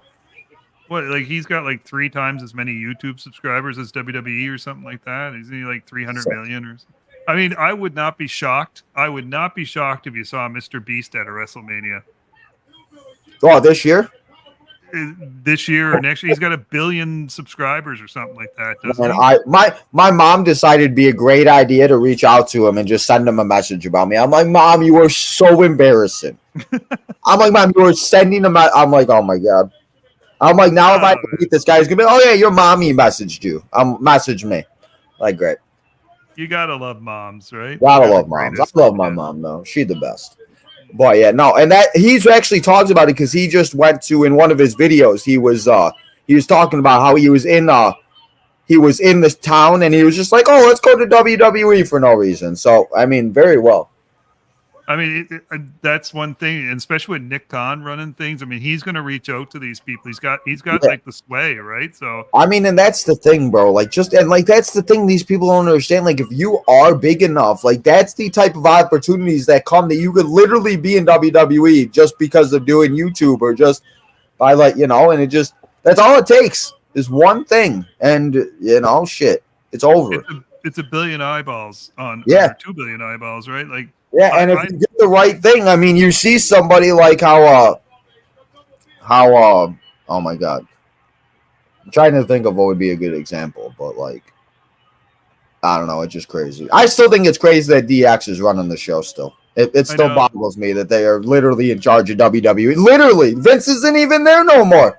Literally in charge of WWE right now. Huh? Your boy. Is this where? Okay. So this is the one that they show through all the highlights every year. Yeah. It's so funny starting to see these, and I'm like, this is the one they show in the video package every year. Fucking Big John Studd eliminating my guy. If I was watching this, I probably would hate Big John Studd then. That's what a heel does. You gotta hate the heel. And then he eliminates him. That's right. He says, "See ya." See ya. Big John Studd. Big John almost chokes himself on the rope. Man, he's a big fella, though. I don't know if I'm messing with the fridge. Man. Yeah, like I could say I would, if I was WWE, I'd reach out to Mr. Beast. I'd reach out to Dude Perfect. I'd have all these guys on there. It's eyeballs on the product, right? You should just do a YouTube battle royal. That'd be great. Yes, there you go. Yeah. Imagine. Like the amount of interactions they already get, the amount of interactions of like, oh my god. It'd be sick.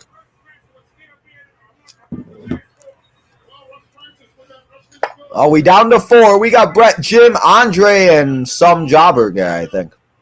Russ Francis. Oh, Russ Francis. San Francisco 49ers. Oh, okay. True. Which is a weird call in Chicago. You think that you would have had the fridge down at the... Yeah, right. Man, imagine Walter Payton in this match. So that'd been cool. But now down to 3. We got Andre, we got Jim, and we got Brett. Is this Brett's first? I said, is this Brett's first WrestleMania? Obviously, it's only WrestleMania 2. Duh. Yeah. I'm fucking done. I quit. He was in the WWF he was in WWF at the time of WrestleMania 1, though. He just wasn't on the card. Yeah. I'm gonna do that a lot. I'm gonna be asking people. I'm like, well, what's his name first? Obviously, duh. Watch this. Nice bump by Brett.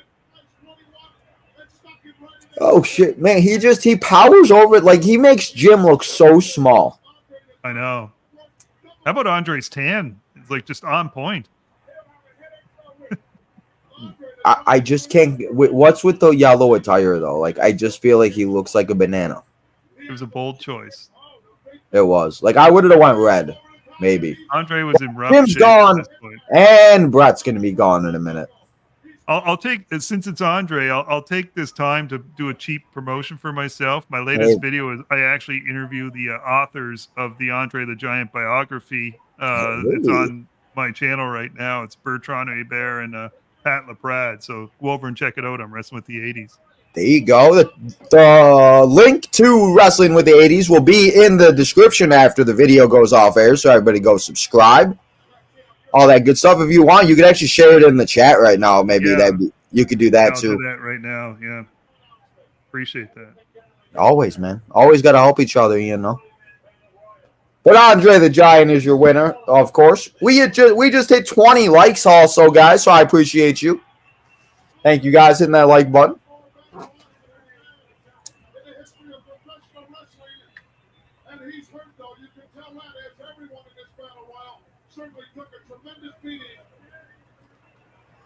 There we go. Oh, shit. Your pride and joy of Illinois. Yes, sir. Bear down. Chicago Bears. Listen, the Bears might suck. I'll still root for them. They still piss me off, though. But we got Roddy Piper after his weird boxing match with Mr. T. But we got BC's favorite match at WrestleMania 2 coming up. It's the British Bulldog and the Dynamite Kid with Lua. I don't know how the heck to say that. And Ozzy Osbourne. Who? Lou Albano. Like Captain Lou. Like Abba and Costello? No, Albano. I was like, wait. And we got the Dream Team. I was like, wait, Alba and Costello. I'm like, I know those guys.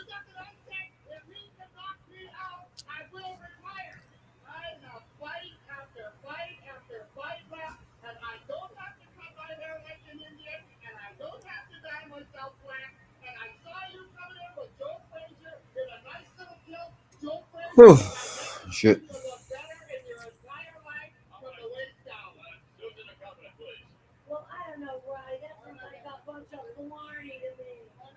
What did you say? Did she just say horny?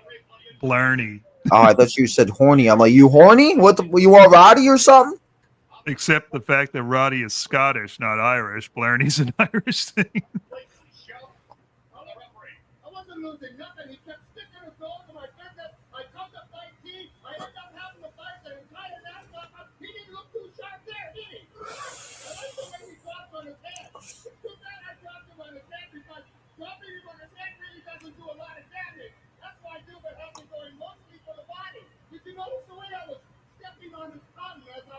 He said stepping on his tongue. Ouch.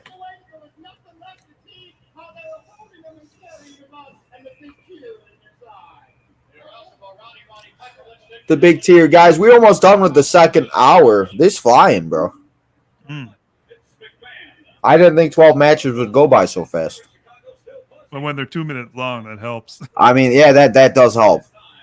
I mean, right now we'd probably be on the third match, or probably like the second match still. We'd be just finishing the Ladies Royal Rumble match right now.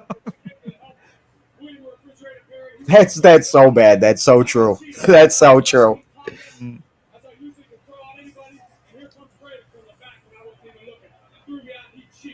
He cheated. You bastard. Sheiky, baby. I miss Iron Sheik already. I miss his Instagram or his Twitter posts. They're so funny. I love how he called him Gene Mean. Gene Mean. What was he? Iranian. Iranian. There we go.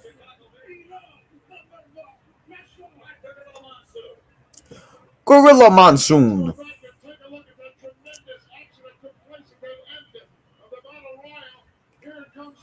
All Andre did was pick him up and throw his ass out.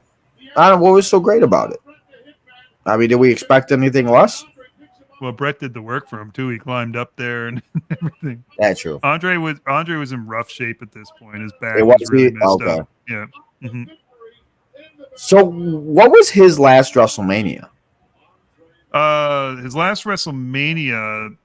So wrestling was WrestleMania 6. If I remember correctly, I think he showed up at WrestleMania 7 in somebody's corner, but I think it was. I think it was. Oh, he wasn't in the best shape then for Hogan and Andre at 3, was No, he? he was really rough shape. He needed a back surgery. He actually waited to get the back surgery. Okay, see, that's afterwards what they to said do in the stuff. documentary. Okay. Yeah.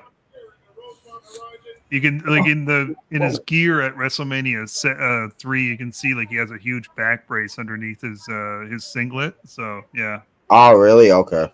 I'll make sure to keep an eye out for that when I watch it next week.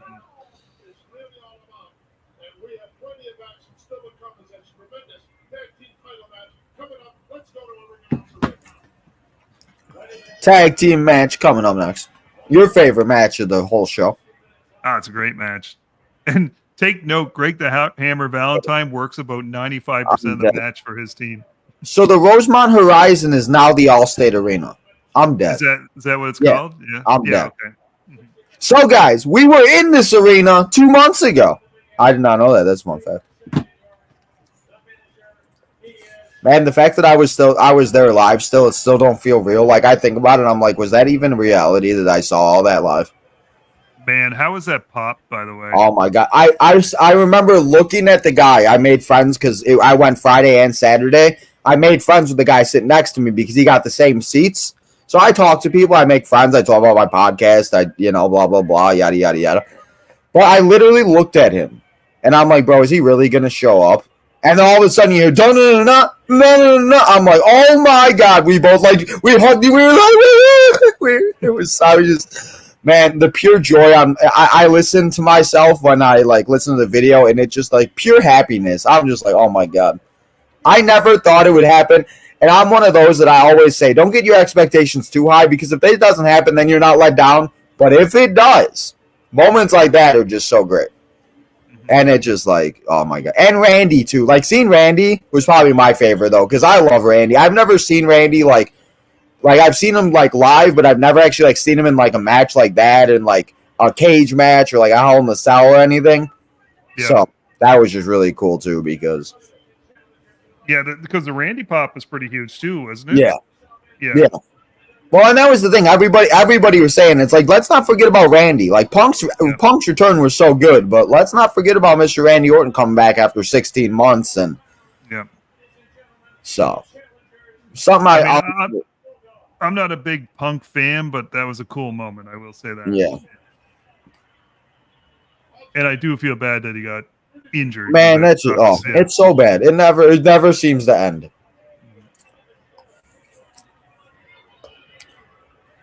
Wait, that bro, Ozzy looks so. Oh my God, Ozzy with blonde hair. That's great. Yeah. Wait, is that Dusty? Wait, no, that's Luscious Johnny Valiant. Oh, I was like, wait, white hair. I was like, wait a minute. Yeah, maybe Cody was running around WrestleMania too. Shit. The manager of the Dream. There's Captain Lou Albano. So is this for the tag titles? Yep. Okay. So the British Bulldogs were my favorite tag team growing up. So this was a huge moment for me to see them actually win the tag titles. I mean, Dynamite Kid, he was just phenomenal. That's who Chris Benoit mimicked as far as his wrestling. It's so crazy too to think about it. I'm sure you watch it, and because you've watched all of them, you could see the similarities. Though, I noticed it with Billy Gunn and Dolph Ziggler. I noticed a lot of the moves that Billy Gunn uses a lot what Dolph Ziggler used. Nick Nemeth, however you want to refer to him as. And it's just so crazy how they look and they use different things, and then they try to make it their own, and then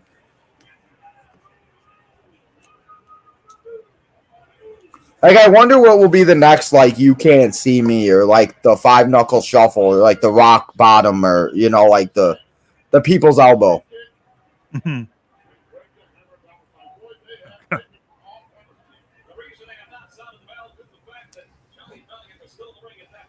Johnny. The dressing styles of these people too is great. I love it. Everything was so wild in the 80s. It was. It really was. When I get to like the 90s, like, can you tell, like, when I get to like WrestleMania 99 or like 1990, like, can you tell like a total difference from like the 89 and 90? Like, is there that big of a change? Like, or does it take like a few years?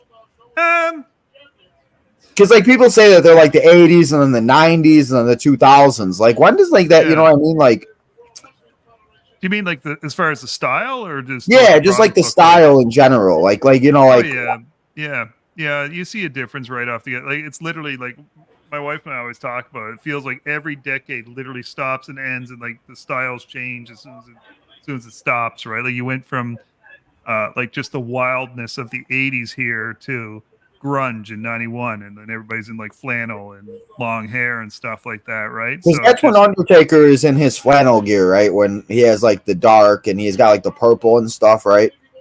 In 90, he's got like the gray gloves and all that right, stuff. That's what it is, the gray and the tie and all that stuff. Yep. The Gobblegooger, right? Or whatever, right? Is that where kind of... The Gobblegooger? Yeah. I don't know, I have the figures, and I think that's the attire he has.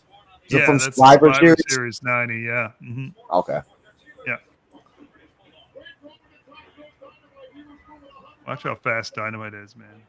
Jeez. Is Dynamite in the ring right now? Yeah, against Valentine, yeah. I mean, like, when you watch it, I don't know, like, if you were a Chris Benoit fan. Oh, but I love Chris. I don't care what anybody says. That was like my childhood, bro. I love exactly. That's why every time like somebody says it, I'm like, I just say CB. I'm like, listen, like, I still mention him, especially when we're watching ones like this. Like, I'm trying, you know what I mean? Like, I ain't trying to think about what he did. Like, I get it was awful and it was bad, but I still remember all of the wrestling that he did.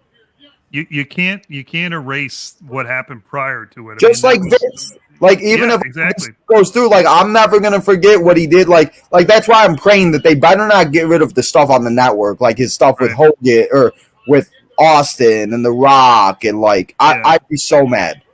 Like, if I start watching these WrestleManias and they skip over the Hogan and McMahon match or Hogan and Brett or whatever, it's like, what the huh? Yeah. Like, you're skipping a whole part of the whole, like, you're trying to brainwash us and make us forget. I can't forget about when Vince fucking had his Kiss My Ass Club and shit. Yeah, I mean, they'd have to erase everything from the 80s to... well, that's what I'm saying, and that's why it's like, even with Benoit, like, when we were watching WrestleMania, like, they never took away the triple threat. It's still there, so it's like, Yeah.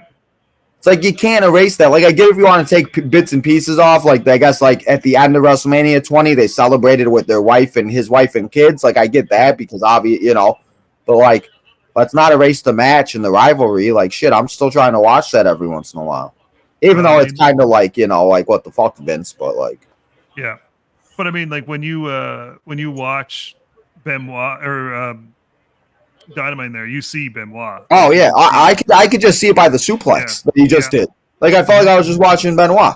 Even the way he throws a forearm, if you watch, it's like a everything. It's crazy.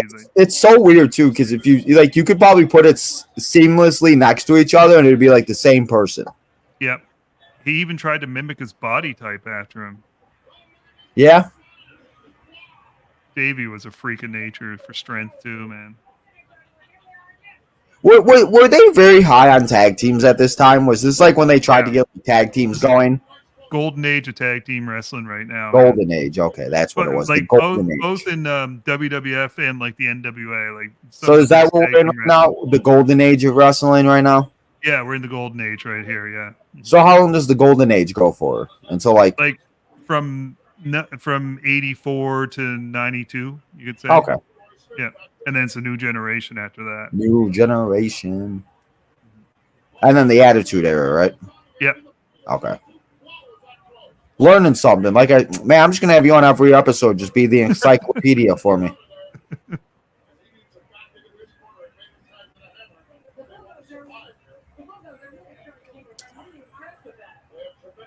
Has your son watched any of the like old like does he enjoy watching the older ones? Like you said, you watch WrestleMania 20. Like does he like it and like seeing like Cena as like a Thugonomics and like yeah. I mean, he's a big Cena fan, but he at first he didn't want to watch the old stuff, and now he kind of appreciates. Well, I should watch the old stuff to see what it was all about, kind of like we're doing, right? That's kind of how that's what I'm like. I've never watched any of these, and that's kind of how I was. I'm like, I'm not gonna go back. I'm never gonna go back and watch WrestleMania 1, and here I am. Yeah. So it's just like I feel like it's like the older we get, the more it's like we want to know about the history, and it's like the more like because like even like 2-3 years ago, I don't know if I'd be able to watch these. I just get like I don't know.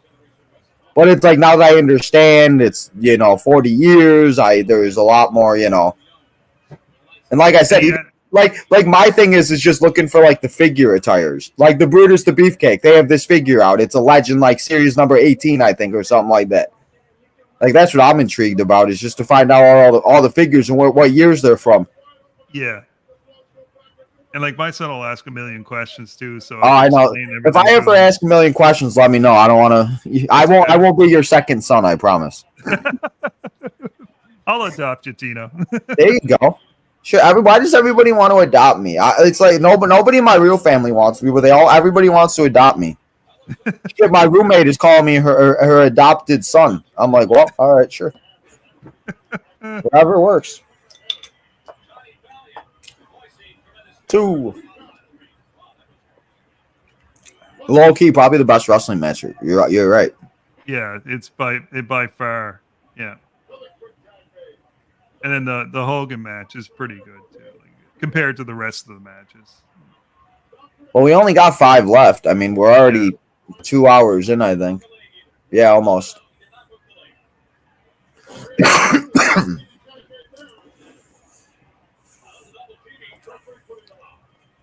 Is there any like good like known referees at the time? Was there any like, or were they all just like whatever and they just like were there? At this time, they didn't really talk about the refs. Like you would have had Dave Hebner, who was in the infamous match where Hogan lost the title. That's the twin referee thing. Well, Dave Hebner was one of the twins, but okay. Other than that, in '87, they started talking about Joey Marella. He was a referee for the Hogan Andre match. Well, nice. Okay. He ended up passing away. He got in a car accident, but he was Gorilla Monsoon's son. But they never acknowledged that he was Gorilla Monsoon's son on the show. Oh, damn. And then in the beginning of '87, they did a crooked referee angle where there was a referee called Danny Davis who cost the British Bulldogs the tag team titles in their match against the Hart Foundation. And then he ends up getting suspended by the WWF president, and then he goes and starts wrestling. Yeah, so he'll be in a match at WrestleMania 3, a 6-man match. It's the Bulldogs, Tito Santana against the Hart Foundation and Danny Davis. Okay, no, that works. Yeah, but at this point, no, they weren't really talking about the refs or anything like that.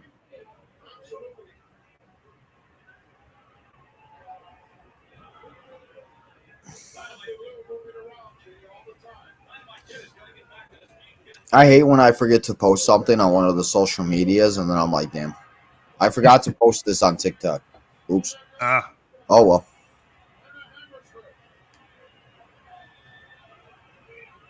I still haven't done the TikTok. The what? I still haven't joined the TikTok. I don't know. Only reason why I did is the guy that helps me with the Southside Boys, he figured out a few like good like editing skills, and I kind of figured it out, and it's really been helping my my shorts. Okay. So I've been working like that's kind of like all I've been like doing is like making like shorts, and like the subscribers have been going up like drastically. Like I've gained like 160 subscribers in the last month.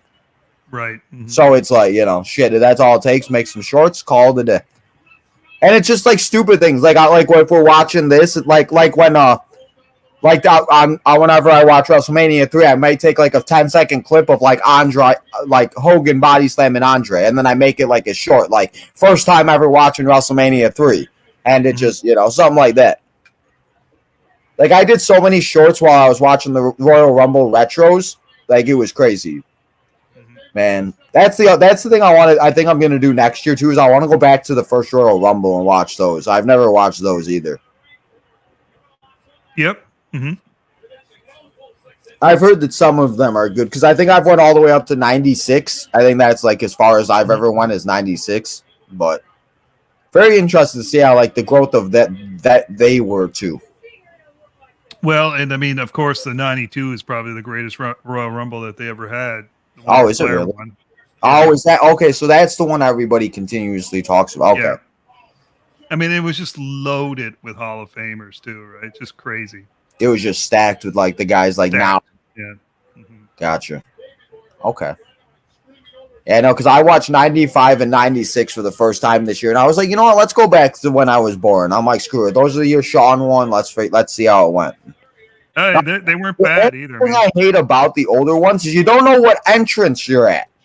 Nobody knows what entrance you're at until like 2002. I think they started doing it, or 01 or something. I'm just like, damn. So I'm trying to keep track in my head. I'm like, okay, well, you know, I'm like, okay, well, now we're like 8 people in. Okay, I got to remember.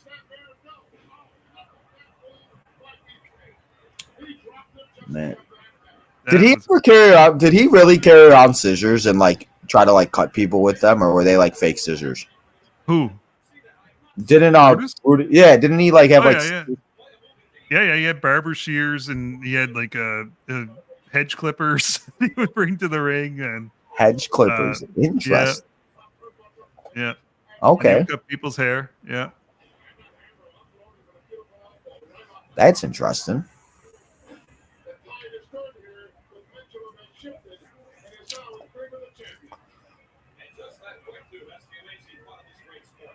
I think we're coming to the end. Wait, Jimmy who? Jimmy Valiant? Who? Oh, that's my wife. She hates Jimmy Valiant, but this is Johnny Valiant. This is Luscious Johnny Valiant. So. Oh, okay. I was like, they were kayfabe brothers in a tag team back in the 60s and 70s. Yeah. My childhood was ruined when I found out Undertaker and Kane weren't really related. Bullshit. Did you see that? No, I did not see that. I gotta go back 2 seconds. That was vicious. For 1986, that's a big bump for the WWF. Let's see. Oh, yeah. Oh. Yeah, that looked like it hurt really bad. Yeah. Dynamite goes flying to the floor. Meanwhile, the Captain Lou and Ozzy are celebrating in the ring, and he's probably dead out on the floor. So is this where Mick Foley got his gimmick from? I feel like we're watching Mick Foley in the 80s right now. Out there. With Captain Lou? Yeah, he's got like the little you got the little flannel thing kinda. He's got the just knock out a tooth or two. Yeah. Did they have was this when they used the blue cage? Yes, the big blue. Yeah. Because I saw it in the video game and I was like, what year is that from? Yeah. What matches? If you saw it, you see they're doing the 40 years of WrestleMania on the 2K. Yeah. What matches do you think they add? Do you think they'll add like a match from almost everyone, or do you think there's going to be ones they obviously like? I hope they do. I hope they do one from each one at least. I mean, you got to have Savage Steamboat. You got to have Bret and Owen and Bret and Austin. Yeah. Hogan Andre. I was going to say, I think you definitely do the steel cage on this one. Maybe. Cool to have, yeah. I don't know. It should be very interesting. That's the other thing. Like I said, I'm very interested to see because then when the game does come out, it's like I'm going to pretty much know most of the matches, and I'm just very interested to see how like they play out on the game and see like what like clips they show and don't show because I like they do the seamless transitions into like the real life game. Mm-hmm.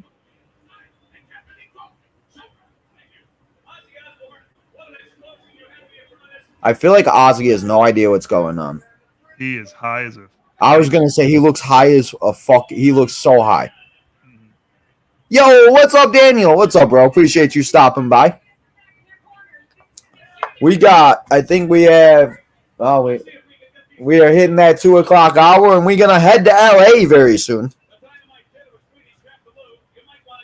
Where are you at for time on this one right now, You know? Well, because I had to go back for a second because I wanted to see that ending. I'm at 152.47. They're celebrating in the ring with Okay, Ozzy. I'm gonna go back. I'm gonna go back 20 seconds then. Yeah, my bad. I wanted to see the ending. I missed it. I put my head Yep. down for a minute. I'm with you. I'm with you here now. Okay. Dynamite Kid isn't alive now, is he still? No, he passed away. Yeah. It's so sad, man. Like, that's the one thing I don't like about watching this is just realizing how many of these poor guys, like, people aren't with us anymore.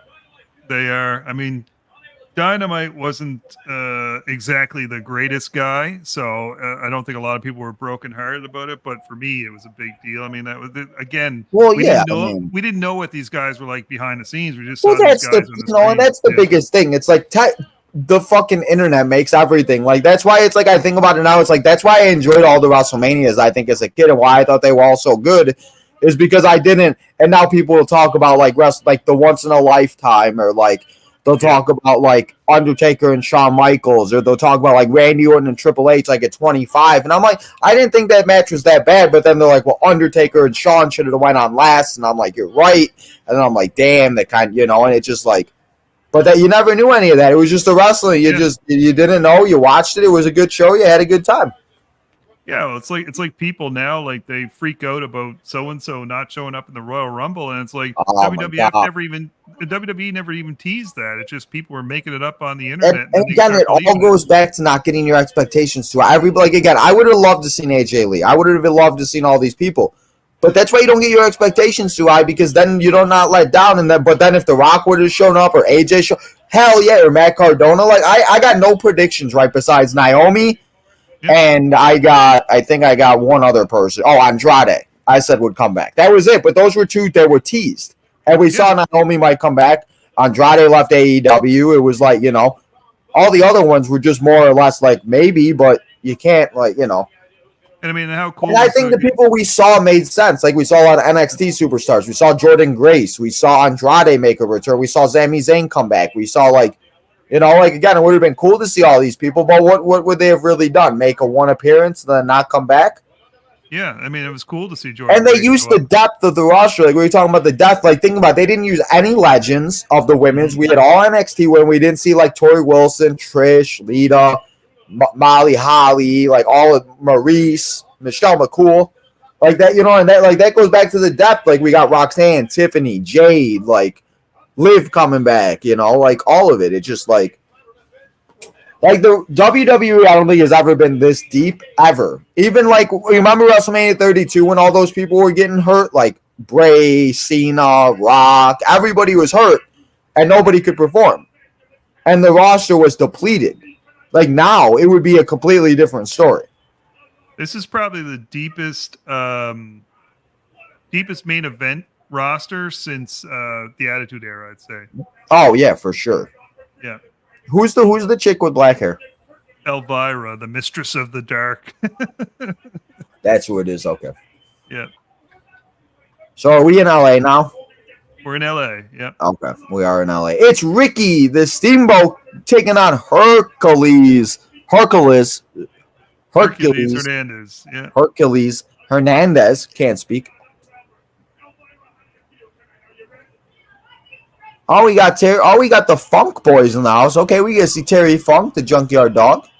Okay. Tito. I didn't know Tito was in this. Los Angeles. For the last 4 matches of WrestleMania 2, everybody.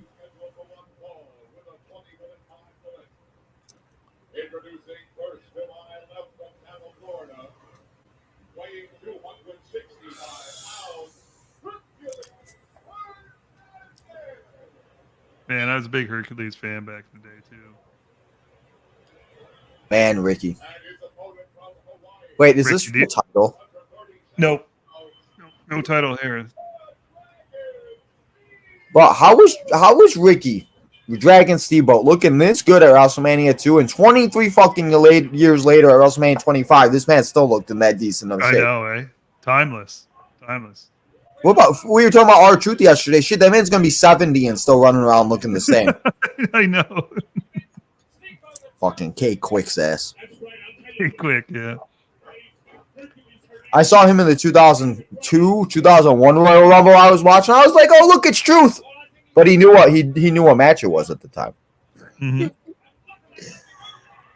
I think that's going to be the new Kofi thing. I think every year R-Truth is going to be in there, and he's just going to be doing something stupid and funny. That's all going to make us laugh.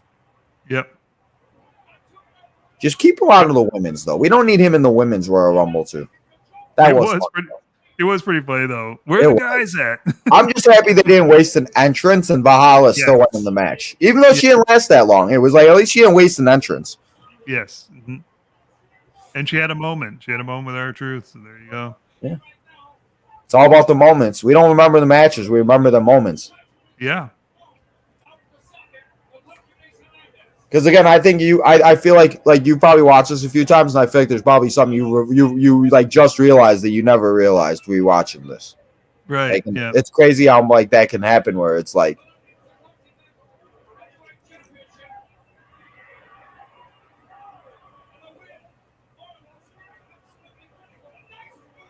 critical. Oh my god. So after that tag team match, the rest of the matches are mid. Yeah, I mean this match is okay. Then you get like the Uncle Elmer and Adrian Adonis, which is brutal. So was Hercules like a jobber, or was he considered like a decent star at the time? No, I mean like in '86 he had a title match against Hogan on Saturday Night's Main Event, and he almost won it. Oh shit! Okay, so he was like that star that was like everybody was kind of like the underdog in a way, kind of. Well, yeah, he was like so he came from Mid-South Wrestling, and he was awesome in that, like just a beast in it. And he came to WWF, and he got the little push for a little while, and then he kind of when he turned into a good guy, he kind of just faded off, and then. Man, sometimes people could just play so much better heels than a face. Like I feel like if I was in the WWE, I think I'd be such a great face or a great heel, because I think I could just be like a savage if I wanted to. I'm not though. I'm a nice guy, but sometimes people are just really like Randy. Like Randy's so good at being a heel, or like the Miz. Miz can never be a face. Miz needs to stay a heel forever until he retires. He could be funny on Miz and Mrs. and be a face there. Or be a heel on WWE TV all the time. Do you think because the WWE is going to the Elimination Chamber in Australia, do you think we'll see like Waller and stuff in the chamber, like the people that are from like Australia? I don't think we'll see him in the chamber, but I think he'll definitely play a big part. Like he'll have like a segment. Maybe he'll do one of his was it the Grayson Waller effect? Show. Yeah, John Cena, watch John Cena show up. John Cena's going to. That could happen. That could happen. He's on the Waller effect. I don't know what his issue is now, but he loves the UK. He loves London. He loves all these places that like are out of the US. He's like, F the US. We moving to Canada or the UK. If I ever go to the UK, though, I know I have all these friends I can finally go and meet. There you go. That's the nice. I'm just gonna message. I'm like, Steve, where you at? Well, let's meet up. I'm in the UK. I don't know where, but where you at? If there's a guy that's gonna do it, it's gonna be Steve. That's for sure. Yeah. Oh, Steve, man, super supportive.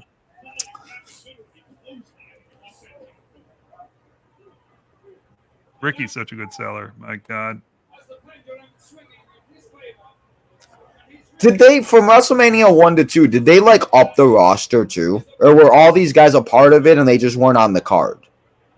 No, they were really, starting in '86, they were really bolstering the roster, yeah. Because I was going to say, like, I didn't see like a lot of these guys like watching number one. It was like, you know. What about John Cena? Don't be talking about John Cena. Huh? John Cena enough. Oh, seen enough. Oh, true. No, listen, Jen. Gotta be part of the chain gang. I'll give you a necklace. I got a hat. You want a John Cena figure? I'll send it to BC. Christmas present next year. My son's got a John Cena picture in his room, so there you go. Cool.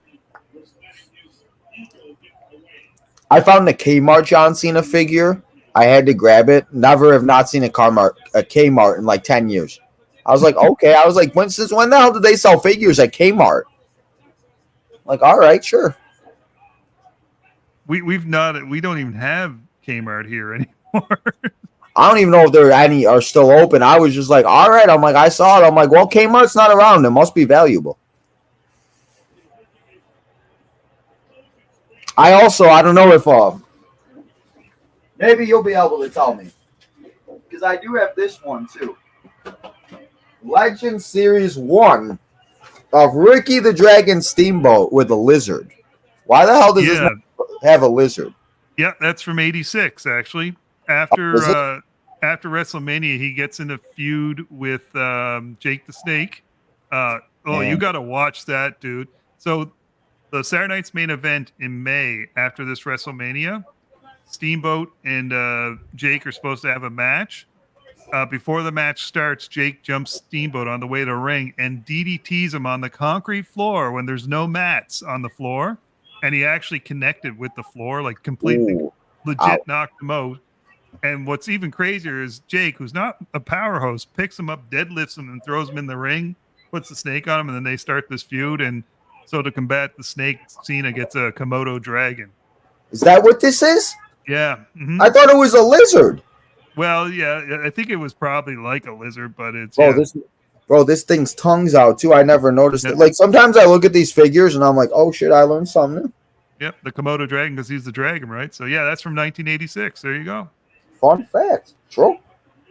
I don't know. Like I said, I find some of these figures sometimes and I'm like, I gotta get them because they're either valuable or somebody else may want them. But then I look at them like nobody's getting them. I'm like, nobody. And then after I watch these, it's like, now I know why. And it's like, damn, now I don't want to get rid of anything. Mm-hmm. Well, now you help me figure out, because I tried to ask somebody when I bought it. I was like, do you know where this is from? They're like, no. I'm like, that's not helpful. So I'm just going to send you pictures and you let me know where they're from. There you go. Yeah, you just keep holding them up and I'll give you the backstory. Whatever works, right? Steve-O with the win.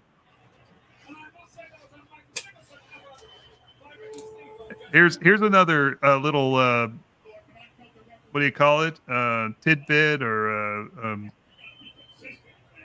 what do they call those things? What do they call those things where it's a little unknown fact that pops in? Oh, I forget. I know. Anyways, the guy doing the announcing in the ring right now in this tux, right? His name's Lee Marshall. He did some announcing for the AWA. Okay. He's also the voice of Tony the Tiger from Frosted Flakes in the 80s and 90s. Shut the hell up. Really? Yeah, I'm serious. They're great. That's him. That's so funny. Yeah. Man, Frosted Flakes are the best. What were they trying to go with for the 2? Were they trying to make it like a light, like one of those like light things? Yeah, like the neon lights. Yeah, the neon. There we go. Neon lights. Okay. Oh, we got them out to the south, Mr. Jimmy Hart.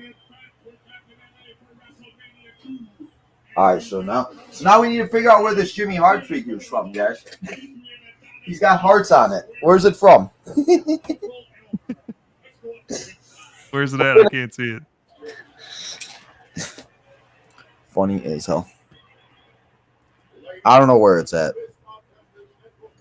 So Adrian Adonis, man, like.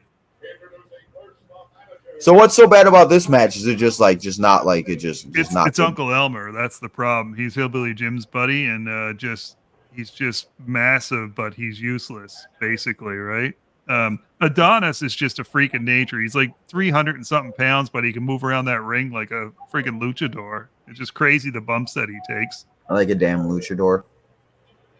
Adonis ends up 2 years later. He ends up dying in a car crash in Newfoundland up here, up where I'm at in that area. And which one's that? He's the one with the pink? With the pink, yeah. Adorable Adrian Adonis. Oh, wow. Okay. So he was given this was a punishment, this whole gimmick that he's in. Like they had him playing a gay guy, and I was gonna say, why is he wearing lipstick and why is he like, yeah. what does he do? Okay. Yeah. So he used to be like a tough guy, like from New York City. This is like created superstar, Hillbilly Jim's friend. Uncle Irma. That's funny as hell. Man, yes. wrestling, the things that they did back in the day. Oh my God. McMahon had a fascination with hillbillies. Like he did.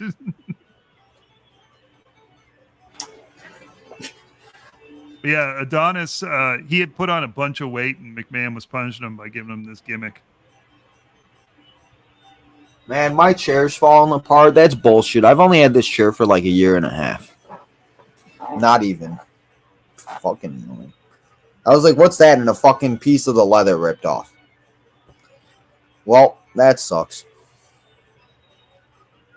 What is he doing? Are we doing the balk? He's making fun of Adonis. Oh, true. I mean, I'd make fun of him too. He's walking around like, woohoo, yeah, fabulous. Man, this guy's got mascara. I can't. All right, so we want to skip this match, guys. It's not long. Don't worry. No, I know. I was gonna say none of these matches are long. That's why I ain't skipping or writing anything down. It's 3 minutes. You gotta watch the bumps that Adonis takes, man. It's just crazy. The way he moves for a guy that big, it's just nuts. It's crazy, man, the way some of these guys move that are so big. Like, especially now, like Bronson Reed or Otis or Ivar. Like, what? How? Like, how are these guys so athletic and so big? Like, listen, I'm all for it. Just let me know how to be so athletic. What the fuck? He hit him and then fell backwards. Yeah. So this is a comedy match, and this is a bathroom break, is what it is, before the two main event matches. Yeah, it's a comedy match. Yeah. But I don't think there'll be one commercial or one bathroom break match this year at WrestleMania. All the matches they have, that if they line up right, could be insane. I mean, think of the amount of people that might not make it on the card because there's that many good matches that they could have. Well, that's the thing. You know damn well they're going to be doing WrestleMania, SmackDown, the Andre the Giant Battle Royal, and then they'll probably do some random women's one, and I don't know, maybe. Or they'll probably do like a women's tag and have like 6 tag team matches in it of random women together. No, I don't know why Damage Control won the titles. The only thing I can think of is so Bayley can leave, and then she's now fighting everybody that has all the titles, but I don't know. Didn't make sense. Yeah, I think that's all it is. They're just trying to make them seem like a bigger, more powerful group, right? Yeah, I will say I think that this last like little bit has gotten them to last a little bit longer, because I think a lot of people are starting to hate Damage Control, but like a little by little, it seems like it's kind of getting a little better. Yeah, but I mean, Bayley's the glue that holds it together. Oh, right? yeah. So it's going to be so good when she actually does leave. Oh, we got the big show from WrestleMania 25 where he got stuck in the ropes. Remember that? I always remember. I remember that, and I just remember Vicky standing outside just screaming because Edge and Cena just start beating the shit out of him. What about this attire, though, man? He's got the pink. He's got the black tights. He's got, like, oh, my God.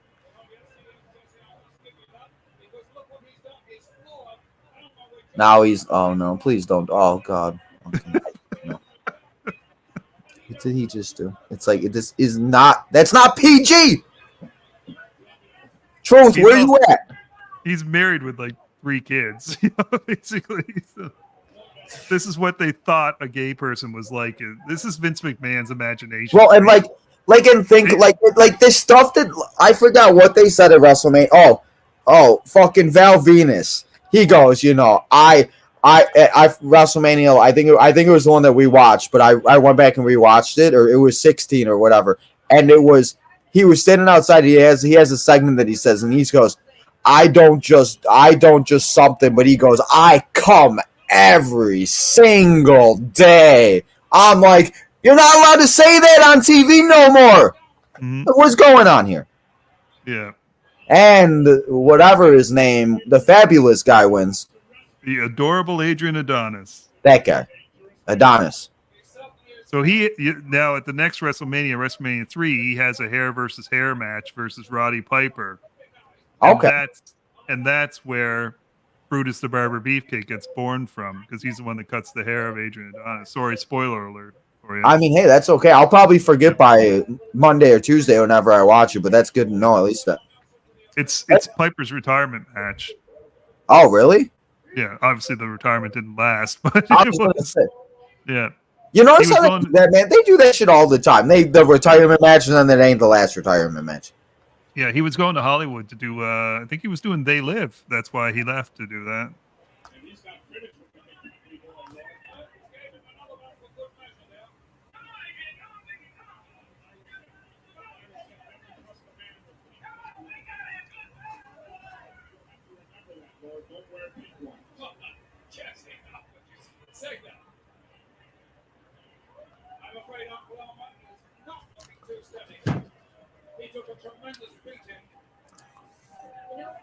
Oh, Lakers, Jadis be upset in Boston, apparently.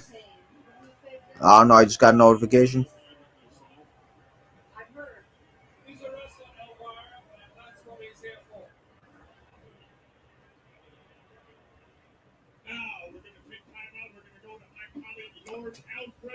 Lord Alfred Hayes.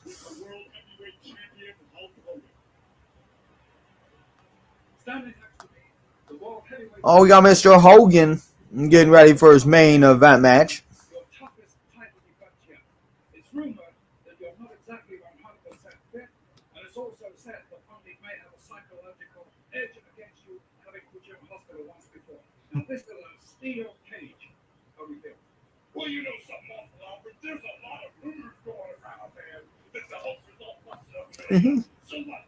This is for the world heavyweight title. Did you see that thing that they showed about Patrick Mahomes? It goes, yo, why'd they have to do me like that? They took a picture of him in the locker room, no shirt off, and he's got a dad bod. And then on the next thing it says, like, I got kids, and there's a picture of Heath Slater. No, I didn't see that. Gotta love it. Nice. I mean, listen, that happens when you get kids, guys. I'll send it to you. I think it's funny. So are you not wrestling with the Truth no more? I thought that's what your guys' name was. Well, so that there's both, right? Like Wrestling with the 80s is my YouTube thing. Okay.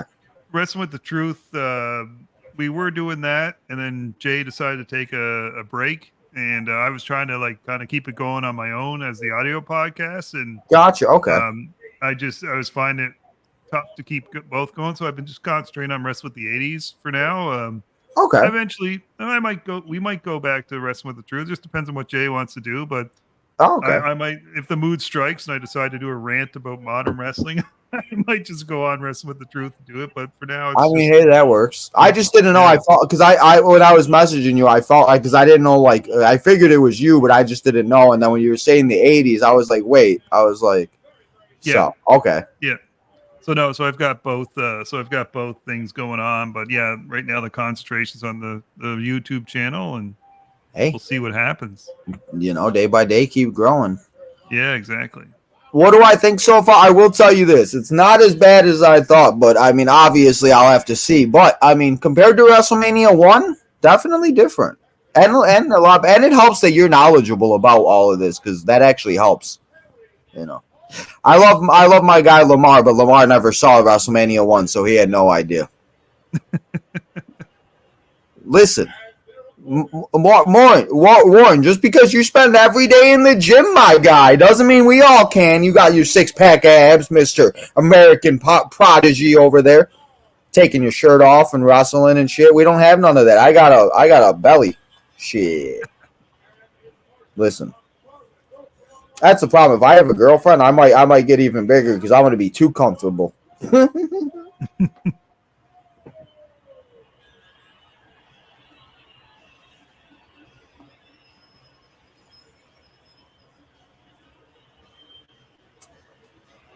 So which one is this? It's Junkyard Dog. It's the Funky Boys. Again, who? Tito Santana and Tito. Junkyard Dog and the Funk Brothers. Yeah. There we go. Tito. So is that why everybody called me Tito? Okay, that makes sense now. I was wondering why sometimes people call me Tito. Maybe that's why.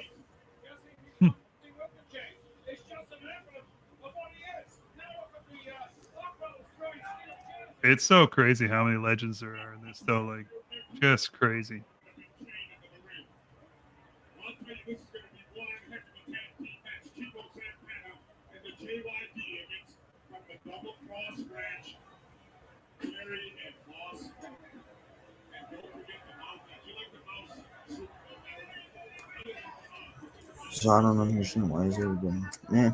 They need to do a figure of Jimmy Hart with that jacket that he's got on right there. Jimmy Hart, you said? Yeah, that's a great jacket. Got like himself on the back. Man, I want to know how this man just walked around with the goddamn microphone all the time. It's so great. Well, he's like Paulie D. Jen, LOL, Dad, bud. Jen, thank you for still being here. I appreciate you staying all the whole episode.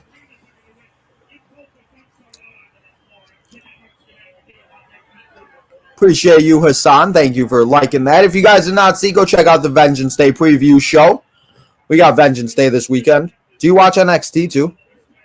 Yeah, a bit. Like, I don't keep up on as much like every episode, but I like to watch pay-per-views for sure, or PLEs, whatever you want to call them. Pay-per-views, PL. Right now, we could say pay-per-views. They were pay-per-views back in 1986. Yeah. Yeah, I still say pay-per-views, but I mean, it's just whatever. I will say my favorite thing about the NXTs, it's like 4 to 5 matches. They're not too long. They're nice and like the sweet spot. Yep.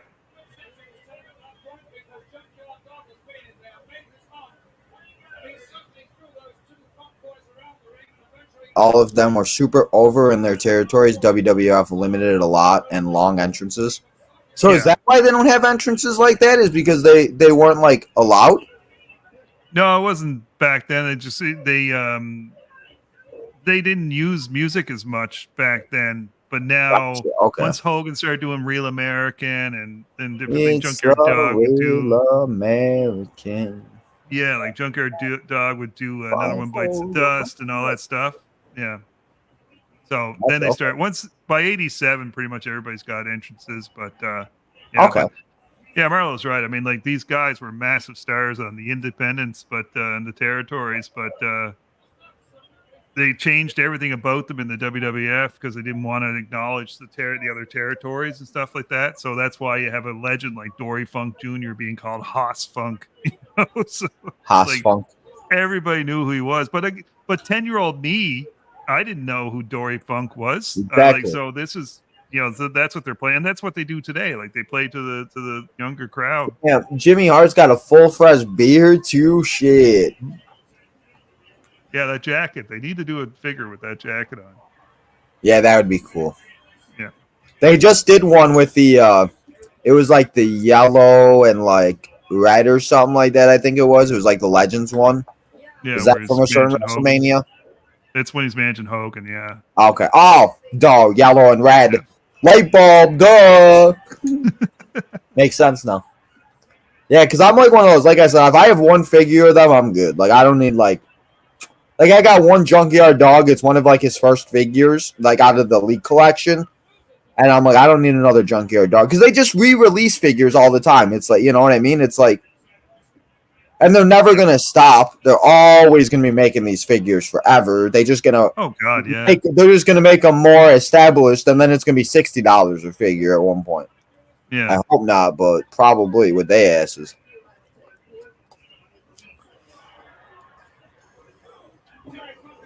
Oh, my God. Oh. Chris Sinclair, a big Bailey fan. Is Funk in the red? Terry's in the red and Dory's in the blue. Okay. Yeah, Chris is in love with Bailey and Damage Control. I think he has an obsession. Okay. I think it's time to go to Damage Control AA.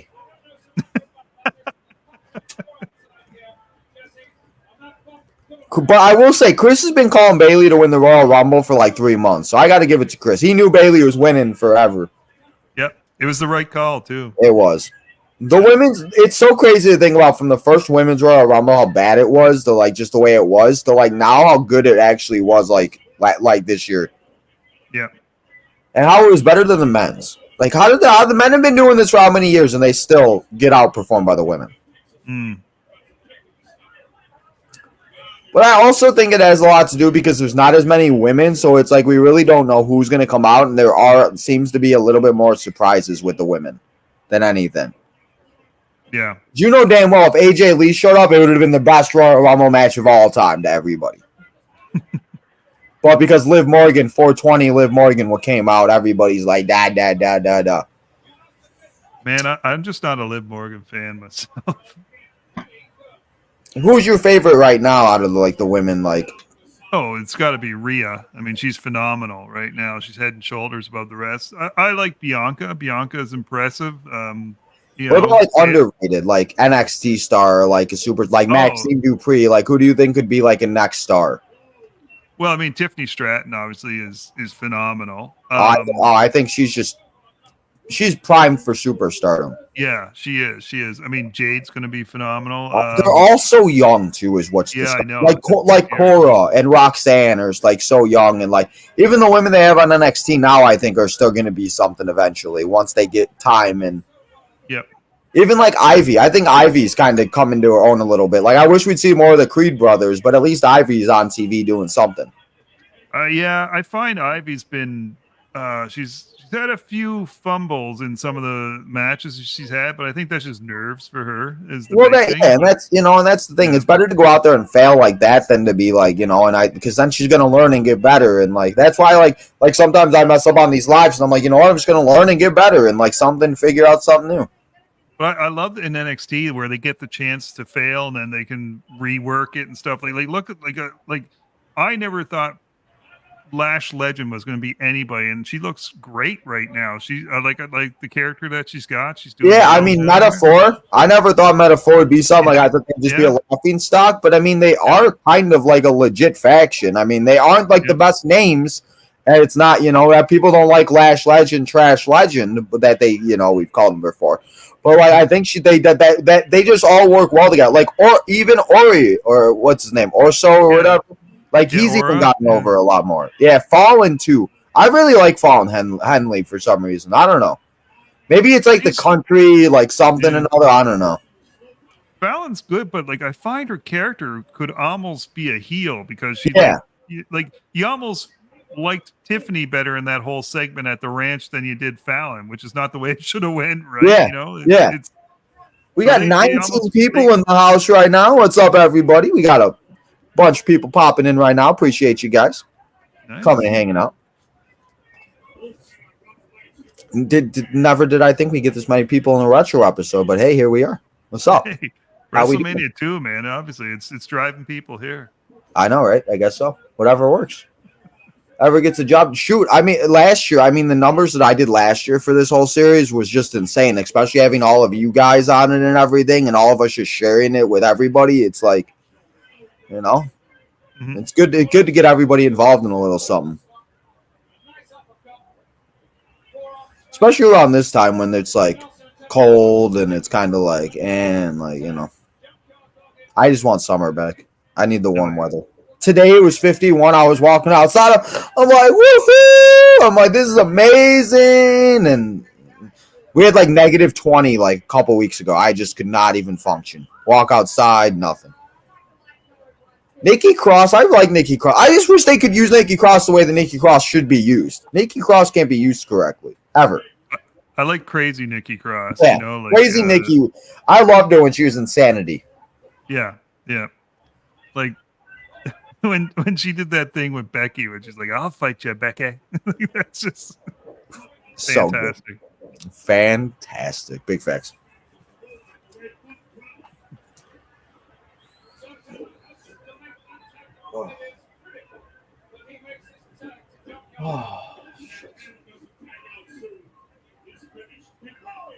What about NWO? Was like because like I'm watching WrestleMania 18 with Hogan and Scott Hall. Was NWO like any of the early ones from like 1 to 15? No, not as the NWO. I mean, all those guys were in as different things, but no, because they were WCW, right? Yeah. Okay. Yeah. Yeah.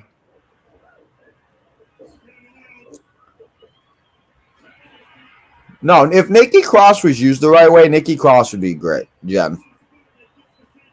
Yeah, like look back at when she was in NXT and she fought Shayna Baszler, right? Yeah, For the title. the Shayna. Don't even get me started on Shayna Baszler, man. It pisses me off that they keep putting this poor woman in a goddamn tag team. Why? I don't mind the tag team with. Oh her no, and, I don't mind Zoe yeah. and Shayna at all. I just would love to see her as like the Shayna that we saw in NXT that we all know that she can be. The killer, yeah. Yeah. Mhm. Just like break Rhea's back or something, or you know. The problem is it's so loaded at the top for the Oh, women. I right know. now. Well, and that's the thing. They just got so many people. It's like it's like a good problem to have, but it's like a bad problem because you don't know how you're going to get everybody on the card, and you want to, but the people got to realize they're going to be left on the card, and they might just be doing. There's just so many talented people.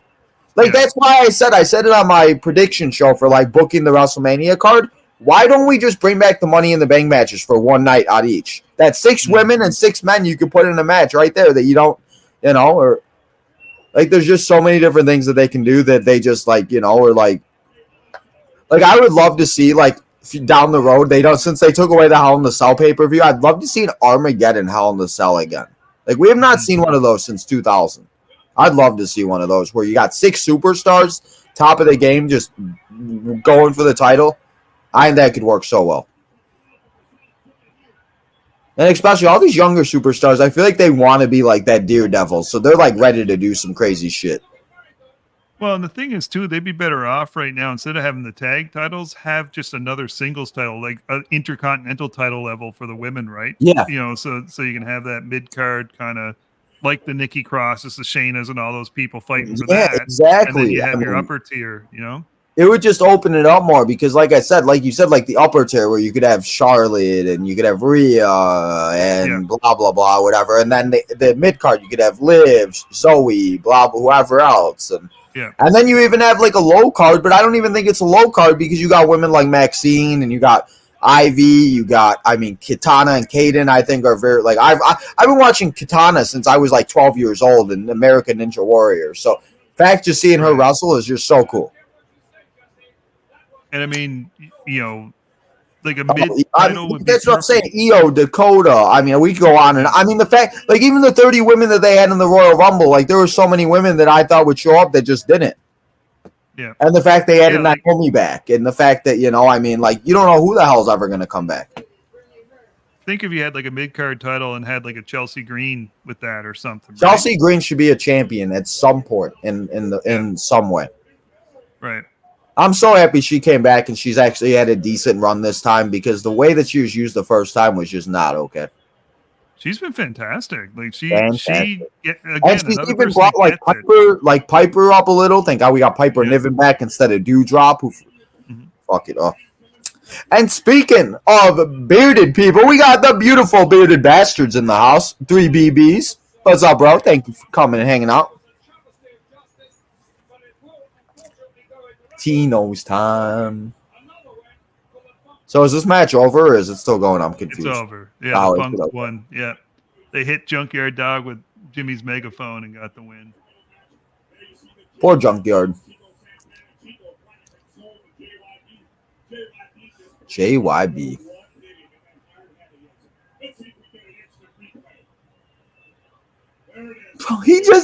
They threw it in there and Terry just grabbed it and said, "Pop." Ooh. This is a great toss by Jimmy, by the way. Damn. 1, 2, 3. Old school heel tactics. You gotta love it. Yes, you do. So, guys, it is now main event time of WrestleMania number 2. BC, this is the time where I usually take a break and everything. Are you good, or do you want to take like a minute, or do you want to power? If you want to, go ahead. If not, I can last because it's like half an hour left. That's it. Yeah. Oh, I know that works. I always like right before the main event. If like I'm watching a show, I always take like a quick break. So, but no, if you're good, I'm good. I don't got to do nothing. So I just wanted to. I might stand up and stretch in a minute, but like that's just because I've been, But what, bro? We're actually gonna watch them put up the steel caves. That's kind of cool. Yeah, that's old school, right? They didn't have the cage come down from the ceiling back in the day. Yeah. So now they got to stall for time. So Jesse's going to flirt with Elvira for a little bit. Do you have do you want to send me the link to for the wrestling with the 80s? Because I don't think I have that one. Yeah, I I've been tried following the WW because I thought it was the wrestling with the truth still. So that's my bad. But I put it on there and then I can because I wanted to put featuring so then it's easier for people to find you too. Yeah, I'll send it through Twitter for you. Yeah, make it,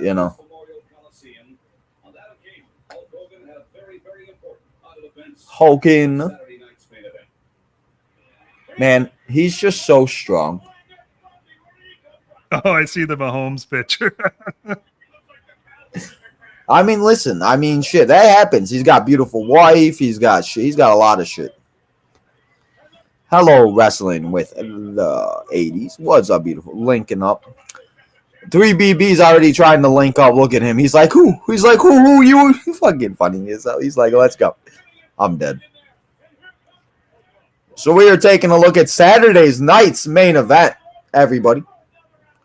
From whatever this was. Is that Bobby? Was Bobby a manager at this time?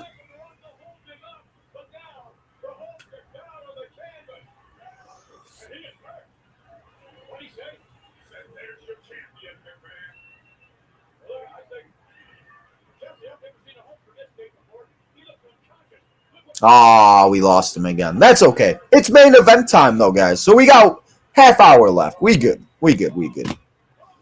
Technology. We'll get him back. But, guys, we almost done with WrestleMania number 2, everybody.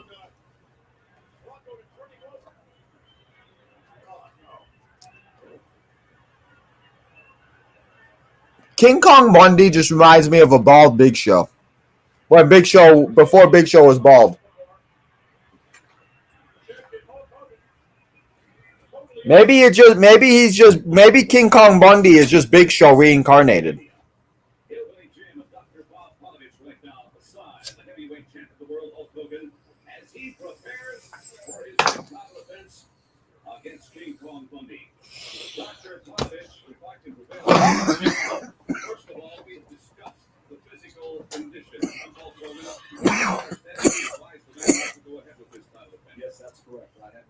Wi-Fi cut out again. That's okay.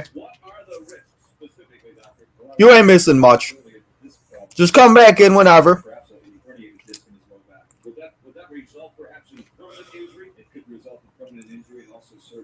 All right, Hulk Hogan, you're driving yourself. Apparently, you've made the decision to go forth with this title defense against King Kong Bundy. Well, you know something, Mean Gene? Just because I get sick, brother, I don't get tall and tired of the job, man. I'm the world Dr. Bob Woodward. Well, if you're not still experiencing pain back there, for 5.5 weeks, brother, I've been living this thing, man. After that slow road ride in that coffin, man, the ambulance. And I made a decision then, even though Dr. Bob Parkin said, Hulkster, you're in no condition to do it. I have a commitment to all those Hulkamaniacs out there to defend this world title. We've been training for 5.5 weeks, stiff like a deadlifts to warm up. Dr. Bob, let's go through those heavy chins, brother, just to find out where it's at. All right, Hulk, I'm going to ask you to explain as we go over here just exactly what is a heavy chin. When you see this 100-pound dumbbell strapped around my neck, brother, you'll realize King Kong Bundy and heavy chins, there's no explanation. King Kong Bundy's going down. I hate Wi-Fi. Oh, I've never had this many problems with it. Jeez. That's okay. We've gotten through. That's okay. You know. Definitely better than what than I've had a few times. Oh yeah, we're in the Hogan workout segment, right? Yeah. Yeah, okay. Like stuff like this, I don't know. I find very interesting. Yeah, it's a good way to promote the whole thing. That's what it's all about. They all got to promote. You all got to promote something. Yep. King Kong Bundy. I was saying King Kong Bundy was Big Show before Big Show. Fundamania. So how did this match even come about? Like, Yeah. How did King Kong Bundy become like in the main event? So So they didn't have the Royal Rumble match at this time, right? It was 1988 that it started, right? Right? Yeah, 88. Okay. So what happened was I honestly think they were hoping for Piper Hogan for the main event because this seemed kind of thrown together, to be quite honest with you. Okay. And how it worked out is Hogan had a match in Saturday Night's Main Event in like January or February with Don Morocco.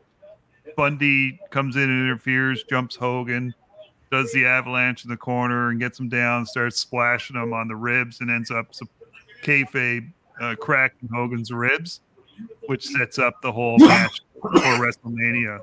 So it's kind of like the beginning of Bobby Heenan trying to get that title off of Hogan, basically. So it was a real. Is that why they just said that he's okay to compete because of his ribs or whatever? Yeah. Okay. Yeah. Yeah, it's a rush job. This main event. It should have been Piper and Hogan. That's what it should have been. I've never seen King Kong Bundy's face up front, and I swear to God, he looks like this YouTuber I know, and I'm so dead right now. I'm so done. Oh my God. I gotta go take a picture before he goes away. Oh my God, that shit's funny. Come on, show his ass again.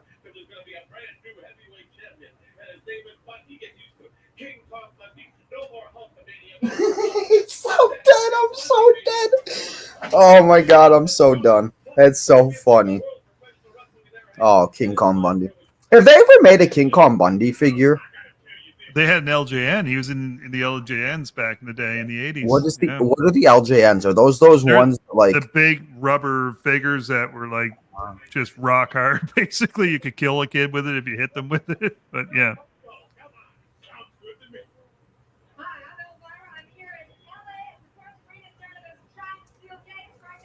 I don't know. I kind of find that chick attractive. I'm just saying.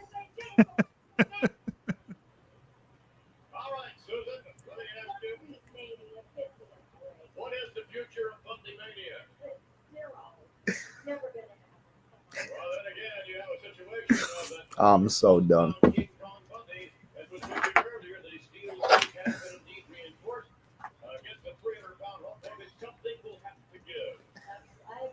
But main event time, everybody.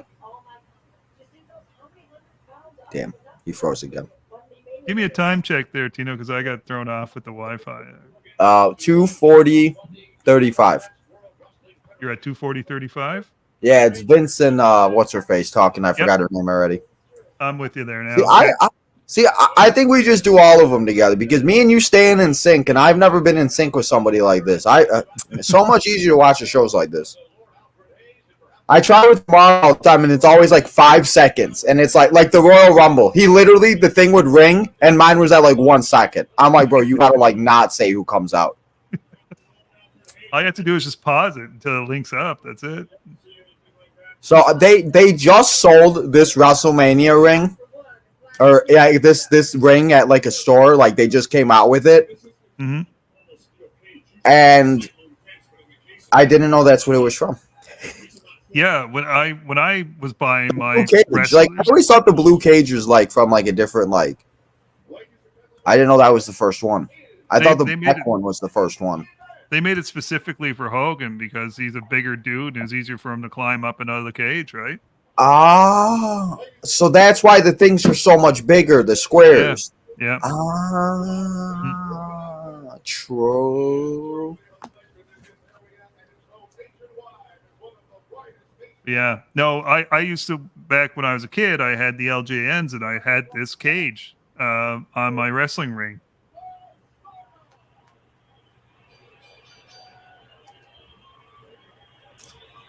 We got Tommy Lasorda. Wait, is he is that the baseball announcer? He was the manager of the Dodgers. Yeah. Yep. Like, wait a minute. I'm like, I know that guy.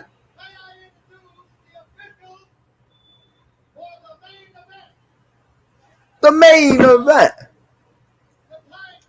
Is Vengeance Day Roxanne? I think it is, but I don't know. Do you think they wait till after? Like, who do you think will be called up? Like, if anybody? Like, do you think they bring like Mello and Trick and Roxanne and Tiffany and Braun after Vengeance Day, or are we waiting until Stand and Deliver? I think they'll kind of do both. Like they'll kind of be up on the main and maybe come back and do that. Kind of like what Ziggler did, and then officially be on the main. Yeah, I could see that. And I don't know about you, but I would love to see Baron Corbin come up with Braun, and they still do the tag team thing. They've been awesome as a tag team. Oh, they're funny as hell. They are, yeah, the Wolf Dogs, and it takes the pressure off of Braun. Well, and that's the same thing they've been doing. Like when they brought up Boogs, and they brought up Rich Holland, and they brought not Rich Holland, fucking who's the dude that just left? Rick. It was Rick Boogs, and then Madcap Moss. There we go. Yeah, Madcap Moss. Yeah. That's right. Mm-hmm. Yeah, I think that would be a great way, especially it just adds another tag team to the, Yeah. And then what you can do too is you could have Braun turn on Corbin after and at the Raw after WrestleMania, have them lead up to a match at Backlash or something, and then maybe have Corbin go after the IC title or maybe the world title, whatever they want to do. Because it's only a matter of time before that man will be main eventing WrestleMania before in the next 4 years. Right, but you don't want to have what happened with Roman, where the fans turn on him. Well, so having him in the tag team, it gives a chance for people to like him and then want to see him break out. Well, and they'll like him more than because we all hate Corbin too. Corbin's so good at his job, though. He's so awesome at what he does. Do you follow him on social media and stuff? Oh my god, so great. He's like the last of the true heels. I love it. Yeah. And he keeps it so well, and then it's like you meet him in person. I'm sure he's like such a nice guy. From what I understand, he's a super nice guy. Yeah, but yeah, I think I'd love to see them come up and take the titles off of Judgment Day with those guys.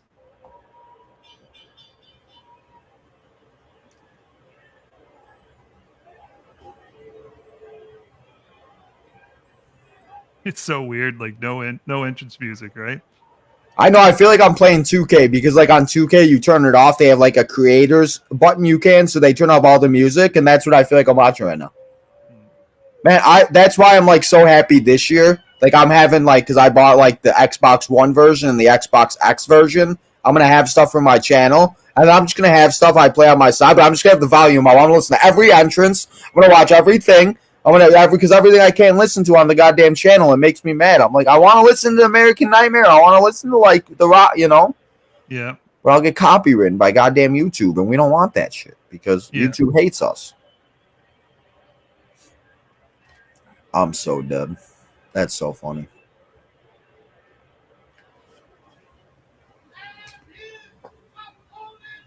His opponent. It is the Almighty One, the Icon, the Hulkameister. So how many main events did Hulk Hogan main event in a row?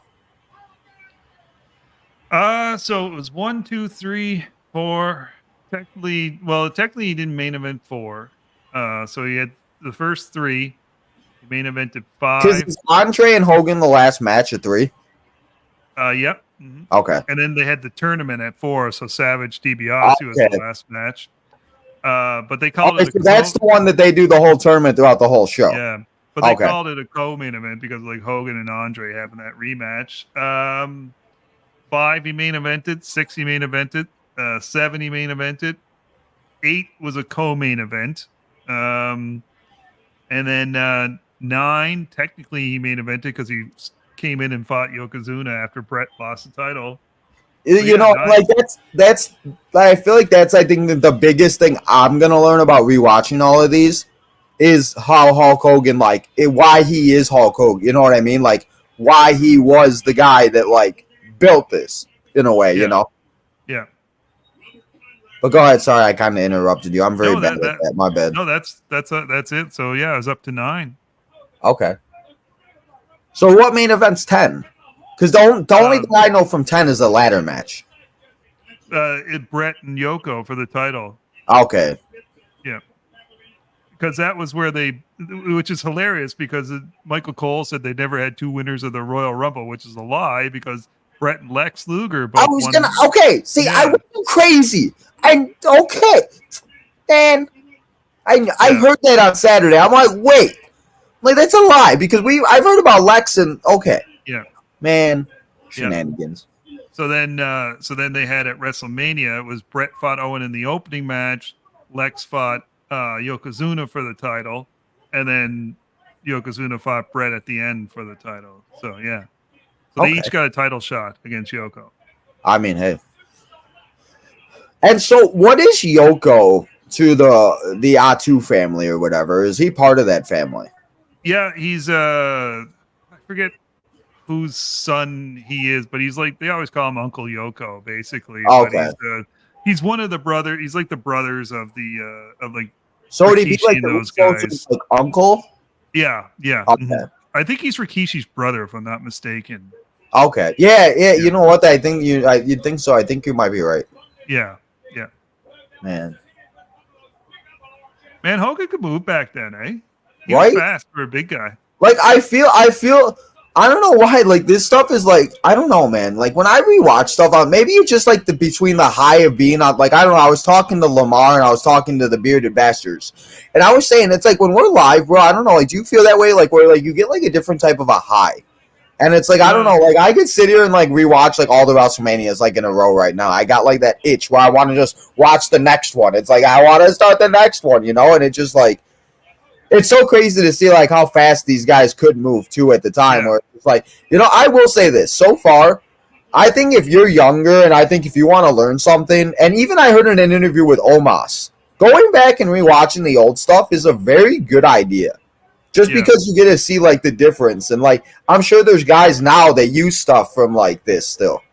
They should be. Yeah. Like you said, like with Benoit and the Dynamite Kid, you know what I mean? And then people use from Benoit. And then it all goes back to the Dynamite Kid at WrestleMania 2.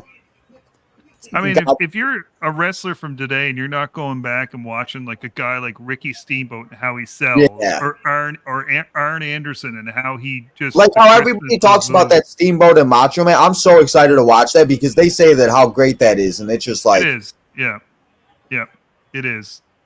But like everybody has, see, the problem is like because of the way they think of Hogan now. They just everybody's like, oh, Hogan was crappy and he was this because he's a racist, and it's like, well, again, you can't change what he did back in the 80s and stuff like that. I mean, and the guy, like that's the thing. Like, imagine if they were to take this off of the network or whatever. Like, I couldn't even do this series because the first 9 WrestleManias would be gone because Hogan's in it, and it's just like you can't forget what Hulk Hogan did. And if it wasn't for Hulk Hogan, we would not be previewing WrestleMania 40 in Philly this year. And there would not be 2 nights of WrestleMania. Yeah, I mean, it's like they brought it to a different level. Now, you can argue, okay, well, was it for the good or not? Well, of course it was. I mean, the money that the wrestlers are making today is insane compared. They wouldn't be making that money. Right. Wrestling might still be around, but it wouldn't be the size it is right now. Yeah, and I mean, it's starting to even get to the point where a lot of these guys go to movies to make extra money and stuff. It's like they might not even have to do that at some point because it's like they're just going to be making so much money. And obviously, you make a lot more doing movies, but like, I mean, shit. I mean, and especially all the sponsors and all the everything. Like LA Knight, bro. LA Knight probably just sleeping in money bags right now. Shit. Yeah. He's like, yeah. He's like, hell yeah. Shit. And it's and I get it. It's hard for somebody today that's like, say, 18 years old or 20 years old. Oh yeah, like your son, like your son. Yeah. Give him until he's 20 though. You'll be like, you'll probably be rewatching this with him in like 10 years. And like they don't understand. Like back in 1986, like there was like 30 channels on TV if you had Ultimate Cable package, right? You didn't have all the streaming and stuff like that. And these shows were getting like ratings, like so they get like a 1 share now. They were getting a 9 share back in the 80s, right? Like they're getting millions of people watching this stuff. Millions of people. The Hogan Andre match from '88 had 33 million people watching that match live. Wait, what? I mean, yeah, how many? Like 33 million. Holy shit! Yeah. So I mean, people don't, but they can't fathom that because back then you had so few channels and options and stuff like that. But that's how big it was. Like and that's prime time. That's at 9:00 at night on NBC, right? That's huge. Yeah. Because And like so- I was talking to my roommate about it. Like my uncle, I think he'd be like my great uncle. He was my grandma's brother. He had them on VHS, and I went over there one time, and I think I've watched the WrestleMania match with Andre and Hogan, but as you just said, like somebody like yo, like I was probably like 12, so like I just don't remember it. But like he had it on VHS, and I remember him telling me, he's like, I remember putting this in the thing, pressing record when it was on, and I'm like, this is like, and it's just so crazy. When now we're sitting here just watching on a streaming service. You go back and watch this whenever the heck you want. Yeah. So the fact there's 33 million people watching it, that's crazy. It's and it's no different than anything, right? Like you compare Major League Baseball today to something else, right? It's hard to do that. But Yeah. That's true. Man. Did you see, speaking of baseball, the Orioles just traded for Corbin Burns, and now White Sox fans all want their head because they haven't traded Dylan Cease yet? Don't make sense to me, but whatever. I have to have you on more, BC. This is fun, man. We're gonna have to do something more together, and not just wait every year to talk to each other. And I'll make sure I talk to the right account. Either one's fine. That's fine. Don't worry about it. Oh, we got him bleeding. Yeah, he's bleeding a gusher there. Speaking of that blood, did you see what we can do on WWE 2K now this year? The blood is going to be dripping onto the mat and onto the floor and be dripping on the guys. I don't even care. That little detail makes it so much better. I want to do just a hardcore match and just have the blood everywhere. Shit. Man. It's a video game. Let us live in the nonchalant days, like the No Mercy days and the Here Come the Pains and shit. Did the live stream restart or something like that? Does it cut off after 3 hours? No. Oh. Why? I'm just looking on YouTube now. It looks like it's just gone back to the beginning. Huh? Really? Yeah, I don't know. Mine says it's fine. I don't know, bro. I was live for 6 hours on Sunday for the football games, and it was good. So, Oh, okay. yeah, I don't know. That's weird. Because I have it on my phone to make sure it looks good, and I obviously can't listen to it because then it'd just be a giant echo. But No, and I have it on so I can comment, but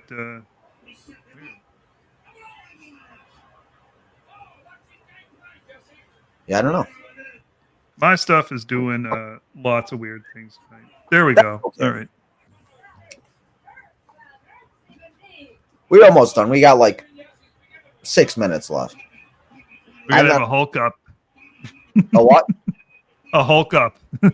Here Oh. we go. He where he jumped up or whatever. Yeah. Man, look at him grabbing his thing. Well, you think you're gonna be able to? He thought he was just gonna be able to drag big. He thought he was gonna be able to drag him out. Yeah. Okay. He said, "Oh my God, didn't know WrestleMania was today. WrestleMania is not today. We are rewatching WrestleMania 2. Is it Gabo? Gabo, what's up, Gabo? WrestleMania 40, guys, is April 6th and 7th, 5th and 6th. I don't know, something like that. I think, 5th and 6th, isn't it? Something like that. I don't know. One of the two. It's 2 nights. We'll be here for both. And the Hall of Fame. Hogan won this match, right?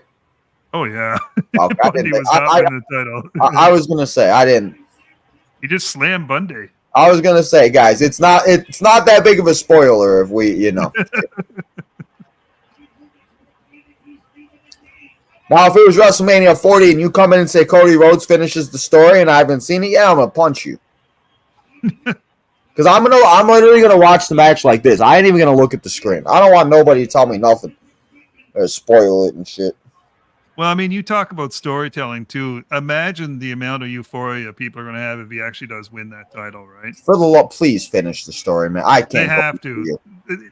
If they deny him again, they just totally destroyed him. Everything. Yeah. Oh, he's going to the top. Is he going to jump out of it or nah? He's just going to get out. He's going to win the match, and Hulkmeister will be your champion, everybody. Hulkamania is your winner. it don't matter anymore. Big John Studd can get out, but it's over, Johnny. What's up, Ron?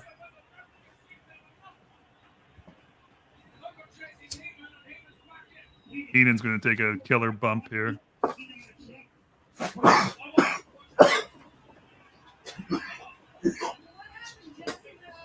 Did they lock him in the cage? Yeah, well, Hogan will get him in the cage. This reminds me of like when they when they would like lock Vince in the Hell in the Cell with like DX and everything, and they just start beating the shit out of him. Austin getting a hold of him. Oh, Austin! Oh man, Yeah, I'm excited. I've never seen that Brett and Steve Austin match. I'm really excited to see it. Like, are you serious? You've never? Yeah, that's my favorite match of all time. I've never watched WrestleMania 1 through 15. So that's why I thought God. that's why I thought this would be so cool, because I've never seen it. So it's like I'm reacting as I'm like watching it. You know? Oh man. Yeah. Well, telling you, man, favorite match of all time is that match from WrestleMania 13. Is it 13? I thought it was 12. Okay, 13. Yeah. Seriously, I don't even know what matches like there. That's Brett and Shawn was 12. 12, Iron okay. Man? Yeah. That's right. That was the Iron Man match. Okay. Yeah. Hogan. Yeah, no, that wasn't a bad steel cage. I mean, you know, it's not like the greatest, but I mean, she's still steel cage. I'll take it. I mean, considering, like I say, it felt like a thrown together main event, but yeah. Well, yeah.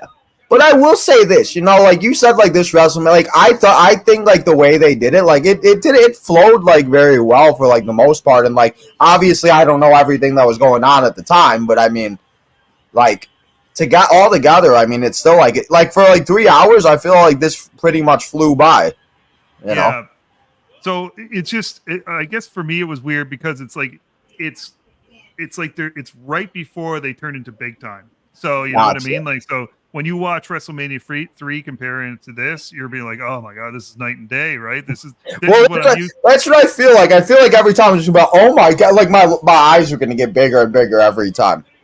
Yeah, like it's like you'll go, okay, now this looks like the WWE that I'm used to. Yeah, okay. Right? Yeah. But this is cool though, because I kind of like seeing the old school stuff where it's not perfect, and that's kind of what Vince started wanting it to be perfect, right? And it's like you kind of like seeing the like. But this is why it was so good. Yeah, yeah. Mm-hmm. Yeah. Like, and it's like, you know what I mean? Like, all this different stuff is why it made WrestleMania. And it's like Vince forgot about what he did, and it's like he thought it's like I feel like he was trying, like he should have stayed here, and he's like trying to like push through a wall that wasn't going to open for stuff that like just doesn't make sense or work. And it's, you do realize like you can evolve, but you need to evolve in certain ways that is going to make it better than not like having Logan Paul on. You don't need to be like, you know what I mean? Like, that's involving having a YouTuber come out and show what he can do and bring his millions and millions of damn followers that the guy has. Yeah. It's almost like it's too clean right now. And that's why I think everybody's hopeful that Triple H will bring back a little bit of this stuff. Right? And I mean, even like the little things that they did at the Rumble, like showing the times or like little stuff, showing like the people that like walking into the arena. Like, I don't know. I find that stuff really cool. Like when the NFL does it and they have like Travis Kelce walking in, or like somebody just walked in with like a Space Jam uniform or something like that. Like that stuff's cool, because then you know you get a little personality from these people, and you're like, well, we know they like Space Jam. But guys, that was WrestleMania 2. And now we will wait, and we will be doing WrestleMania 3 on Monday. So, WrestleMania 3. It just started. I want to make sure I paused it so it doesn't start. Because this is the famous part you see at WrestleMania 23 when they go into it. He's like, welcome to WrestleMania 3. And then they go into 23 or whatever. Yeah. So, but, nice. BC, we got through it, man. Another throwback in the books. I appreciate you coming on, spending time with me, catching up. It's been a good time, man. I appreciate you coming on for this one. Yeah, man, I really do, and I really hope you enjoy WrestleMania 3. You'll have some fun with that. Enjoy that. I mean, Steamboat Savage is phenomenal. Hogan Andre is just the best story they ever did. Is it in Ford Field or whatever stadium that it was? The Silverdome, the Pontiac Silverdome. So is that the same as the Ford Field? Well, it's what the Lions used prior to Ford Field. Okay. Yeah. Okay. Yeah. Mm-hmm. Fun fact. I just wanted to know, because I always, like I said, I always remember the WrestleMania 30 thing, and I'm like, okay, so.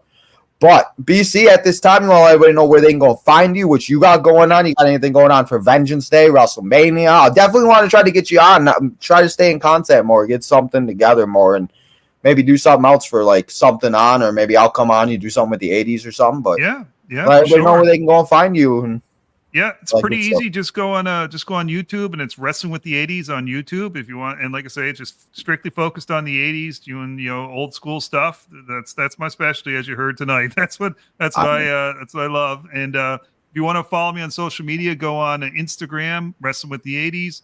I have a group on Facebook, a Wrestling with the 80s group, where we got 350 or 325 members or something like that. So come on to that. Send me that and I'll join that, because I like groups like that where it's like and then I could learn more about the 80s. There you go. And then and then on Twitter it's at WWT80s is what it is on Twitter. So yeah. Okay. I'll have to go and find that too, because I don't think I'm following that. Now I feel bad because I think it was under my BC Hunter WWTT, and I just changed it to okay. So okay. So then I am okay. Yeah, you're good. So okay, well, right. Always trying to, you gotta support. So yeah, man, thank you so much. It's been fun. If I have some openings later on and like the laters, if I have some openings, I'll reach out and see if you want to come back on. But yeah, if you ever want to have me on, you want to do something, let me know. I want to say thank you to Jen, your wife, coming and hanging out all episode. Thank you for everybody you did bring in here, and hopefully everybody will go check you out. And if, as you said, you don't want to learn anything with the 80s, I mean, the man's knowledgeable, guys. Let's be real here. If it wasn't for him, I don't know if I would learn as much as I did for this one. So, well, yeah, man, thank you so much. Have a good rest of your day and weekend, and enjoy the Super Bowl next week. Maybe you come on for the Super Bowl or something, or a football show, or figure something out. All right, man. Thanks a lot. Take care. No problem. See you later. All right. See ya.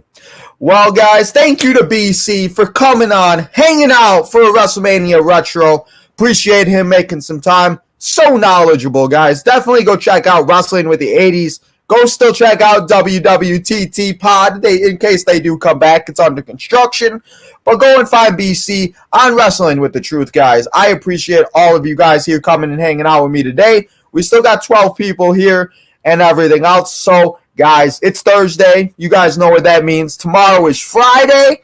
So it's time for the weekend, and it's time for another Friday Night SmackDown, guys, as we'll be back here with Lamar, our guy Lamar. We'll be back here on the channel after taking a few days off, and we'll be watching Friday Night SmackDown, leading in to the weekend and Vengeance Day. And then Saturday, guys, we'll be here live. You guys are choosing. Go and vote right now on the community page and let me know what you guys want to see. We got Nintendo Switch stream, Madden Challenge, a fantasy booking episode, and a couple others to choose from. So go and let me know what you want to be seen here on the channel on Saturday, and I will let you guys know what that will be tomorrow during Friday Night SmackDown. But for another retro episode, if you guys want to know what we do in the next WrestleMania Retro, if you didn't hear me earlier, we'll be doing it this Monday on, and a little bit earlier in the afternoon, because we are going to be joined by our girl, the biggest San Francisco 49er fan I know. It is our girl. She joined us for WrestleMania 21 last year. Well, this year, she's coming on for WrestleMania 3, and it is the one, the only. It's our girl, Gina, from the podcast, all that great stuff they do in San Francisco, and everything else like that. WrestleMania 3, you guys heard it, BC. We got Savage. We got Andre, we got Hogan, we got Jimmy, we got the Iron Sheik again. So, WrestleMania 3, guys, we'll be here live Monday before Raw, as we'll be watching WrestleMania 3 on the Retro. Next week, we'll be watching WrestleMania 3 and WrestleMania 4. Have not found a guest for WrestleMania 4 yet, so if anybody wants to come on the channel, let me know.